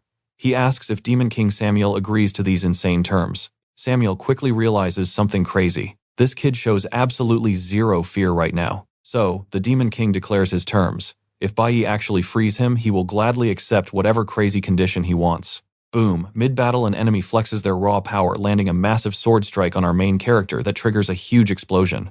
These guys are burning massive amounts of energy. Bayi literally has zero time to even react. Backed into a corner, Bayi has only one play left. He summons his ally King Kong, who jumps in just in time to block a lethal hit. Watching this unfold, Samuel figures out the truth. This kid is actually a dual-class human, but he also knows Bayi is fighting an army of dead souls. A fight so tough even Samuel would sweat. Makes sense, these enemies are completely overpowered. To guard a maximum security prison like this, you definitely expect an insane defense squad. Bayi learns this the hard way, getting completely overwhelmed as he faces these monsters head-on. He cannot even land a strike. He is stuck playing pure defense right now. Bayi spots the real problem. Besides raw strength, these guys master advanced matter perception. That puts him at a massive disadvantage. Now watch this closely. Even for a peak rank C fighter, fighting this many Class B enemies is just an absolutely crazy challenge. He completely falls back instead of just blocking. Why? Because even with his guard totally up, he is still taking heavy damage. At this stage, our guy is completely exhausted. His reaction speed tanks, leaving him super vulnerable to every incoming strike. King Kong jumps back into the fray. But Bayi knows his ally is fading fast, so he immediately orders him to retreat. Doing that pulls his absolute best asset off the board. Now he is left with almost zero options. Bayi knows these guys are way above his pay grade. Taking out just a single warrior completely drained every ounce of his power. Now he is staring down 10 warriors plus their general. Samuel just watches, declaring that absolute power leaves the weak completely hopeless. But Bayi claps back hard. He says this fight is not just about raw power or surviving. Whoever brings the smartest strategy takes the ultimate win. With that, Bayi sends his summon bird flying in. The winged beast fires off distant projectiles, blasting the smaller grunts while they scramble to guard their commanding general. Bayi instantly cues up another strike. While his bird distracts the mob, he charges straight ahead toward the big boss himself. Closing the gap, he launches a freezing ice strike. Right then, Bayi spots a split second of pure hesitation from the enemies. He realizes the general is completely focused on just shaking off that freezing ice attack. You saw that opening too, right? But incredibly, Bayi does not even try to land a killing blow. Instead, he aims purely to disarm, snatching the sword right from the general. The boss panics, instantly rushing to grab his weapon back. But Bayi is quicker. He pulls that sword key far away before the big guy can snatch it. Then Bayi uses the blade for its true purpose, tossing the key straight at the lock. He quickly summons King Kong, yelling at him to turn it. Big mistake though. Bayi completely miscalculated. The general is way faster than the monkey, intercepting the throw and snagging the key right back. Bayi is absolutely stunned, his genius plan totally failed. Worse still, the furious general launches a brutal counterattack right at King Kong. This time, poor King Kong cannot even block. The heavy strike lands, instantly destroying the summon. With one target down, the general coldly declares that below this abyss, absolute despair is finally approaching. Watching his loyal beast vanish, Bayi is left feeling totally powerless. His best ally is completely gone. Samuel bluntly notes that the kid underestimated the enemy and paid the ultimate price.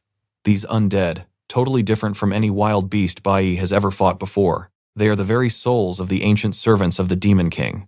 Every single one of them served Samuel in life. Now they act as the ultimate prison defense system. Bayi is at a painfully absolute disadvantage here. He tries to survive the only way he can, just desperately dodging every single incoming strike.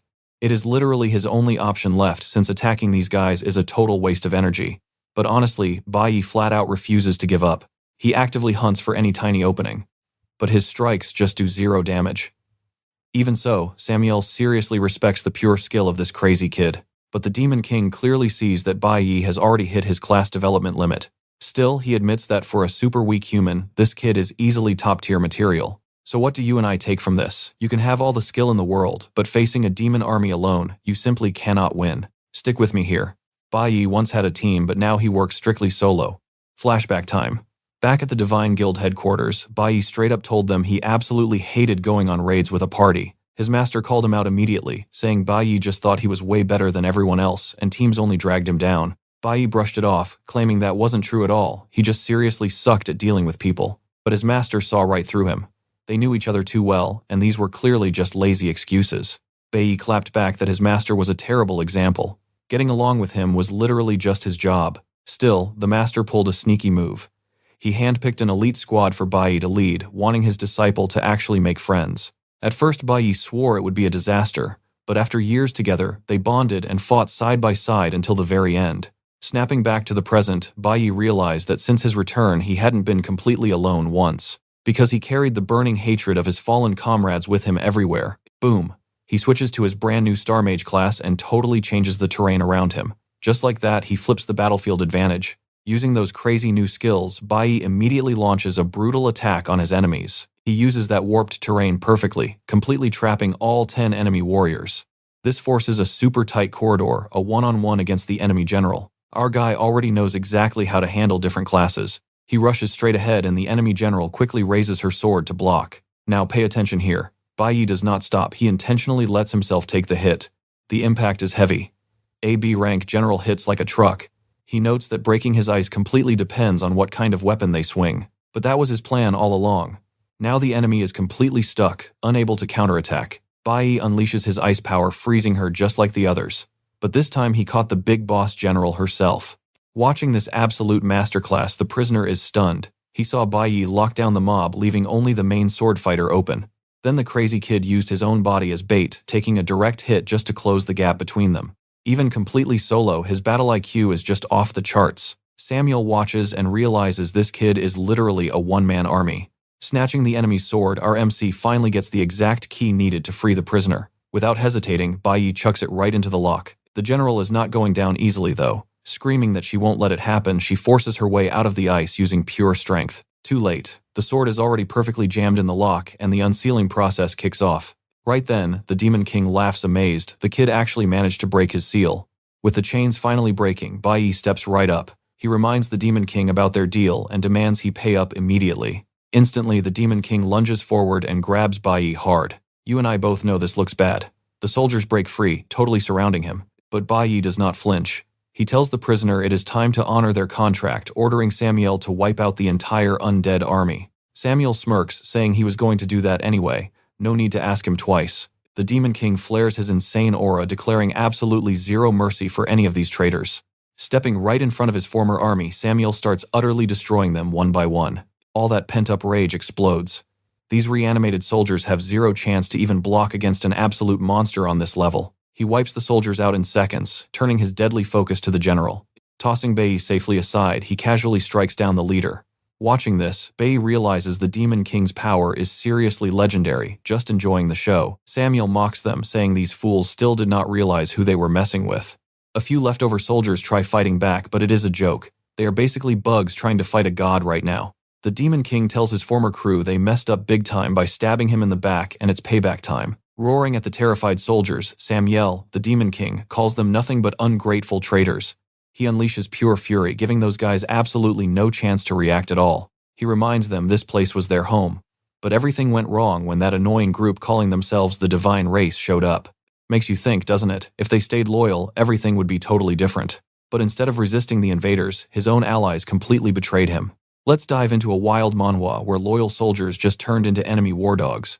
Furious, the Demon King looks at his former allies and asks, was it really worth it? The general's excuse, pure survival. He claims the army had to flip sides because winning that war was literally impossible. But the Demon King, not buying it. An excuse doesn't change the cold, hard fact that they stabbed their own king in the back. The general knows he's dead wrong, so he just asks to be wiped out entirely. Too bad the Demon King rejects a traitor's final wish. Guys like him, they absolutely do not deserve a fast, painless end. Instead, he's handing out a much more fitting punishment. Boom, Samuel attacks the general with zero mercy. The guy practically begs for death until someone finally grants his wish. But plot twist, it wasn't the Demon King who landed the final hit, but our protagonist. Samuel glares at the kid for ruining his sweet revenge, demanding to know who he even is. Flashback time. In his past life, another Demon King named Belphegor asked Bayi to track down 6 monarchs. Bayi was like, who exactly are they? Belphegor makes it super simple, they're the other Demon Kings. When the time comes, Bayi's brand new heart will actually act like a radar for them. Plus, these Demon Kings absolutely hate the gods, meaning they share Bayi's ultimate goal. By busting them out, our MC can recruit them into a squad to totally wipe out those arrogant deities ruling the world.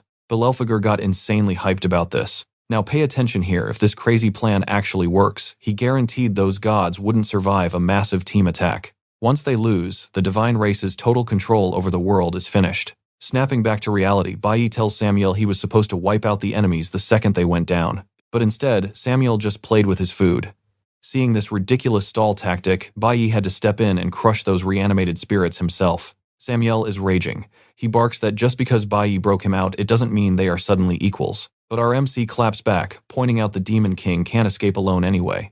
That huge tower is literally designed to suppress his magic. If Samuel wants to rot in there forever, he's welcome to kill him right now. Hearing that cold logic, Samuel hates to admit it, but the kid is totally right. Then Bayi casually drops Belphegor's name. The Demon King completely freezes, shocked to hear it. The MC smirks, revealing he's only standing there because of a deal made with Belphegor. Super confused, Samuel asks how a random human knows him. Bayi drops the bomb. Belphegor saved his life by literally giving him a new heart. Because of that, he's got a major contract to finish, starting with breaking Samuel out. Samuel immediately asks what the next move is. Bayi's answer, he's about to cause an absolute massive scene around here. You and I both know a lore drop is coming. As they leave the cell and hit the second level, Samuel reveals this city was his. He's been locked up so long he lost track of time. What he does remember, finding this insane area packed with crystals and pure demonic energy before everything suddenly went downhill. That's because some arrogant group calling themselves the Divine Race brought an entire invading army. Right, while the demons were chilling and building homes, they got completely blindsided and wrecked. Their turf was entirely looted, and any survivors became absolute slaves. Then the invaders flipped the place into a 2-tier celestial city, the top floor VIP only for the Divine Race, packed with pure luxury and easy living. But the basement level, that's the supermax prison for anyone who fought back. Samuel's crew went in first. To keep them locked down, the enemies threw up a massive magic barrier upstairs, sealing everyone below in the dark forever. Since that day, the slaves have been grinding endlessly.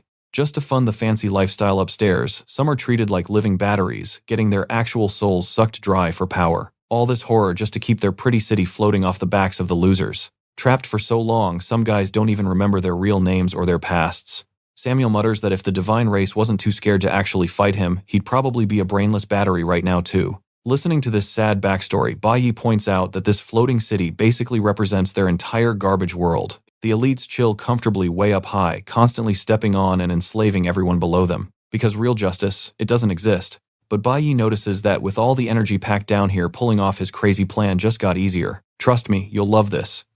He orders him to free the slaves and smash the furnace.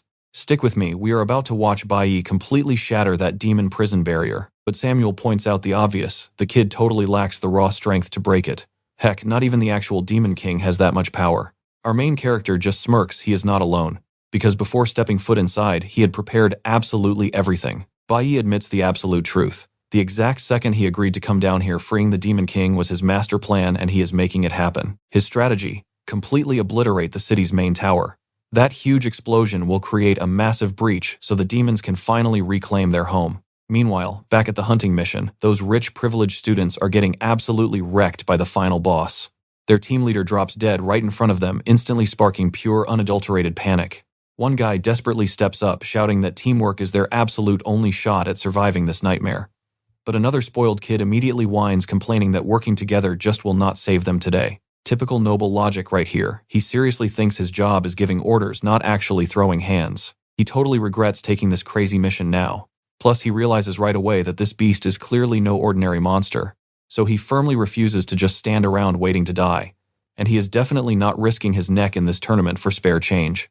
The guy leading the group snaps back furious. He is certainly not doing this for some quick cash. Now watch this closely, he was totally forced. A flashback shows the Divine Guild suddenly ambushing this guy right inside his own house before the tournament even started. They coldly dropped the news that his own wife got drafted into this deadly hunting competition. He practically begged them, explaining she literally just had a baby and was still nursing. He volunteered to take her spot instantly, but the guild blindly warned him rejecting a divine order is considered a massive, unforgivable sin. They threatened his whole family with severe consequences. And now snapping right back to the brutal present, he screams the awful truth. This entire competition is just a rigged bloodbath orchestrated by the divine race for pure sick entertainment. They are all literally just disposable action figures for the twisted gods. Up in the elite skybox, that fat guy laughs hysterically. He loves seeing these poor humans completely paralyzed by fear. The twins completely agree, eagerly hoping the boss wipes out all the weaklings. In their minds, this is easily the absolute best hunting show they have ever watched unfold. Down in the bloody arena, a terrified woman is desperately hiding, completely paralyzed by absolute raw dread. Yep, that is his wife. Despite his heroic sacrifice, the cruel gods forced both of them into this deathmatch anyway. Even with her barely recovered from childbirth, her brave husband completely dives in to block a lethal incoming strike. But that hero moment almost gets him killed. Suddenly, a powerful ranged attack blasts the monster from afar. Huge mistake. The beast goes totally berserk and violently launches the guy across the battlefield.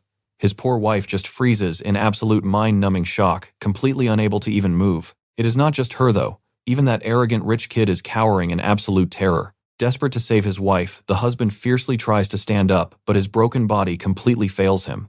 You and I know someone always crashes the party, right? Out of nowhere, Ganax the sniper from earlier steps onto the battlefield. He unleashes his insane ice powers, firing another volley to lock the massive beast down. Seeing Ganax step up, the rich kid instantly recognizes him as the #1 ranked player. Immediately, the wealthy brats think they are finally safe, but Ganax completely shatters that hope. He coldly states that entering this battlefield meant their deaths were guaranteed. Nobody makes it out alive today because this is exactly the twisted game the gods love playing. Through his earpiece, Ganax suddenly gets chewed out by his boss, demanding to know who authorized him to ruin the elite's sick entertainment. Up top, one of the twins whines that the Jin family watchdog just ruined their bloody fun way too early, but the fat guy smirks darkly. He has a much sicker idea, asking if they are ready for an even crazier show. Over the comms, he orders Ganax to stand down immediately. The sick punishment, Ganax has to execute the terrified wife right in front of all the other players. Cutting right back to our protagonist, his master plan drops. Samuel chuckles, admitting Belphegor's chosen kid is actually super interesting. Plus, he remembers he still owes our boy a major favor for a promise he never fulfilled. So the Demon King takes the lead, handing over a massive reward early just to say thanks for breaking him out of there. He reveals a crazy secret: the kid's heart can literally absorb absolutely any elemental power. Without hesitation, he blasts decades of his own dark, built-up power straight into the protagonist's chest. The kid feels the surge instantly. Boom, class upgrade complete. He is now packing the absolute pure power of lightning. He even tosses him an infinite storage ring. Trust me, you are going to want to see what wild stuff happens next. Plus, this ring is basically a magical radio. If our boy screams into it, Samuel instantly tracks his exact coordinates. Super convenient for emergencies. Stick with me here. Wherever he is, Samuel will hear that cry for help and instantly come crashing in to save him. He then drops some lore. His real name is Samuel, but everyone calls him Liu Yun now. He swapped names after some crazy past trauma. He only spills this secret to people he actually trusts. Our hero swears to keep his mouth shut, but looking around, he realizes the clock is seriously ticking. He says he is heading up. The plan: the second that barrier breaks, the Demon King needs to evacuate absolutely everyone out of this zone. Fast. Our guy summons his giant bird ready to bounce. Liu Yun promises a massive feast the next time they cross paths. The hero nods, accepts the offer, and takes off into the sky. Both guys are totally locked in. Their real goal: absolutely wrecking this entire playground run by the gods. Meanwhile, down at the hunting ground, the young guy is desperately begging Ganax to save his wife, but Ganax's boss is screaming over the radio, demanding the exact opposite. So what does Ganax do? Rips the earpiece out, crushes it, and totally ignores his orders. Boss move. He yells at everyone to run away immediately. He is going to stall the enemies himself. Watching his dog go rogue, the chubby boss absolutely loses it. Even the twins are shocked by the rebellion. The furious noble swears he will completely destroy his disobedient dog the second he catches him. Suddenly, one of the twins spots something totally crazy on the screen.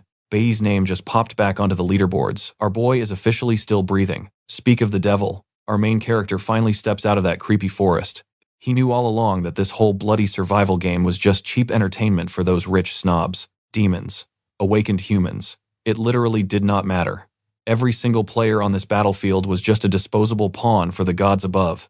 Now watch closely because he just found a loophole. He is about to force those arrogant nobles to play their own deadly game. Bayi thinks to himself.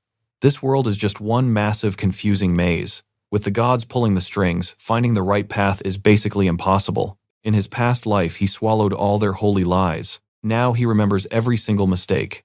Switching gears, our guy spots the exact monster, pumping out all that toxic evil energy, creating the thick fog. He casually absorbs its power. This same nasty energy floating in the air is what causes those wild hallucinations, driving everyone insane. But honestly, the hero realizes this ugly beast is just another tragic prisoner of the divine race. Cue the dramatic flashback. We see a tiny adorable baby Hilo getting shaken awake in the middle of the night by her brother. He tells her to get up and follow him, no questions asked. They cram themselves into a tiny hiding spot. Her big brother whispers for her to stay completely dead silent. She is totally confused. That is, until a terrifying wet growl echoes from right outside the walls. Yeah, that is definitely a monster. The horrible realization hits her. They are dead meat. The giant creature slowly creeps toward their weak little shelter, bringing pure nightmare fuel. Back to reality. Hilo snaps awake, sweating from the nightmare. Our hero gently calms her down. He explains the hallucinogenic fog messed with her head, but she is totally safe now. Shaking like a leaf, Hilo tries to process everything. But our guy just pats her head, promising this whole awful game will end very soon. Up in the noble box, absolute panic, Bayi is back on the scoreboard. The Twisted Twins are basically eating popcorn, loving the drama. You feel that irony, right? Just as their minion rebels, their biggest rival casually respawns into the match. The chubby noble, on the other hand, is throwing a massive tantrum. He feels completely humiliated. Raging hard, he screams at thieves to drop the demonic stimulant. The prince hesitates, warning that stuff is wildly dangerous. Even a rank B lord could face fatal side effects if they inhale it. But the chubby noble does not care about pesky side effects. He just wants every single player down there wiped off the map forever. Thieves is sweating, still refusing to push the button. The furious noble starts barking louder, desperately begging the creepy twins to back up his insane plan. The twins just giggle. They think it sounds hilarious and agree entirely. His own sister desperately tries to talk him down, but he literally pretends she is invisible. Flaunting his majority vote, the chubby noble demands the crazy drugs. Sweating under all this toxic peer pressure, Prince Thieves finally folds and agrees to deploy it. Next, the chubby guy orders them to completely shut down the leaderboards. So what do you and I take from this? Points mean nothing now. He just wants pure chaos as that deadly gas hits the air. The clueless players are just standing around confused. But that giant caged monster, it instantly breathes in the super steroids and starts mutating fast. Alright, stick with me here.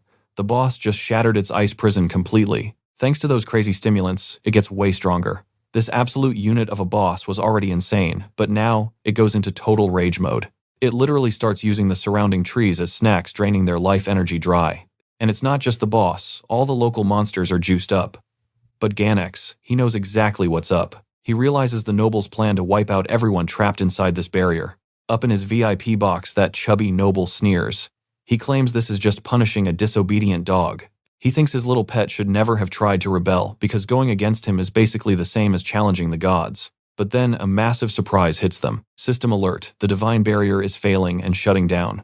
Suddenly, terrified, the chubby guy starts panicking, screaming about how this is possible. Before anyone can answer, boom, the whole barrier system collapses, letting the trapped monsters break free. Instantly, those snobby twins are shaking in their boots, demanding someone fix it immediately. Even Prince Thebes loses his cool, totally freaked out that someone managed to wreck the celestial city's protection. Now watch closely because that giant boss, it just found a way more interesting target. It creeps right up to our chubby noble, absolutely terrifying him. Here is the thing, making a celestial city float takes a ridiculously complex energy thruster system. Basically, they built a massive underground crystal furnace. Plus, there is a backup battery with enough juice to keep the city flying for a month. So, if the main power ever goes out, the backup system automatically kicks in. They designed this place to float forever. The head engineer even guaranteed that under a full-scale invasion they would never run out of juice. Back then, the king laughed off an invasion as impossible. I mean, who would be crazy enough to attack the divine city? Total safety, right? Well, reality check. The nobles are finally figuring out their flying fortress isn't invincible. The prince connects the dots. The barrier failing means the main energy furnace is completely toast. But who could even pull that off? He has zero clue the Demon King is free, and literally running a massive underground rebellion right now. The rebellion leader confirms the furnace is wrecked, passing the rest of the mission to his crew. The second that main furnace died, the backup generators kicked on just like planned. You saw that right, the barrier restarts. The terrified nobles let out a massive sigh of relief, thinking it was just a temporary glitch. Yeah, right. Seconds later, the backup power gets absolutely nuked, and the anti-gravity engines just die. People in the lower sectors just watch the upper cabins come crashing down. When the cabins slam into the ground, our chubby noble goes full panic mode about the power. Thebes isn't stupid though. He knows this is no accident. Someone intentionally destroyed both power sources of the celestial city. Over in the city center, the massive tower holding the backup system takes a heavy structural hit. The local guards couldn't do a single thing to stop it. Why? Because the attacker was a monster that literally eats energy for breakfast. It's that exact same beast our main character captured earlier and turned into his loyal summon.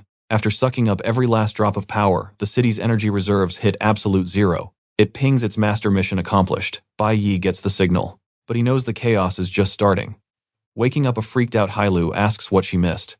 She looks at the riled up monsters and realizes things have gone completely off the rails. The other players notice the vibe shift too. The barrier is totally gone, meaning they can finally make a run for it. But here is the catch. The monsters can easily walk right out of there too. Our chubby friend screams for a divine squad to save them. Meanwhile, he is literally running for his life from a monster yelling for someone to do something. The twins just hide, praying their bodyguards do their jobs. Classic nobles hiding behind their servants. Prince Thebes stands there with Lin Feng. Looking at the mess, he figures there is only one answer. Someone finally rebelled. Now we get to watch the noble's servants somehow manage to chain this massive beast. Alright, stick with me here. The chubby noble orders them to keep the monster alive just to punish it for trying to eat him. They start blasting the beast with electric shocks to keep it pinned down. Meanwhile, our main character is totally using this distraction to his advantage. He pictured them as either terrifying monsters or completely snobby humans. Honestly, anyone unlucky enough to get caught by the Jin family grandson just became his personal plaything. Bayi sees this chubby guy as the ultimate proof of the divine race's cruel ignorance, so he decides it is time to balance the scales. Now pay attention here. One single strike obliterates the boss, and he announces this game finally has a winner. Furious, the chubby noble demands to know who let Bayi kill his new pet. But right while he is yelling, the entire floating city suddenly starts crashing down. The nobles panic completely. The prince, though, he realizes this is way bigger than a simple rebellion. And honestly, the guy is spot on. Nobody expected those massive supporting pillars to just snap so incredibly easily. As everything violently crumbles around the screaming nobles, the prince just stands there trying to figure out if rebels could actually pull this off. Boom! Demon King Lu Yun blasts out of the abyss in full dragon form, bringing his whole squad along. Trust me, you and I just watched him declare an all-out war against the literal gods.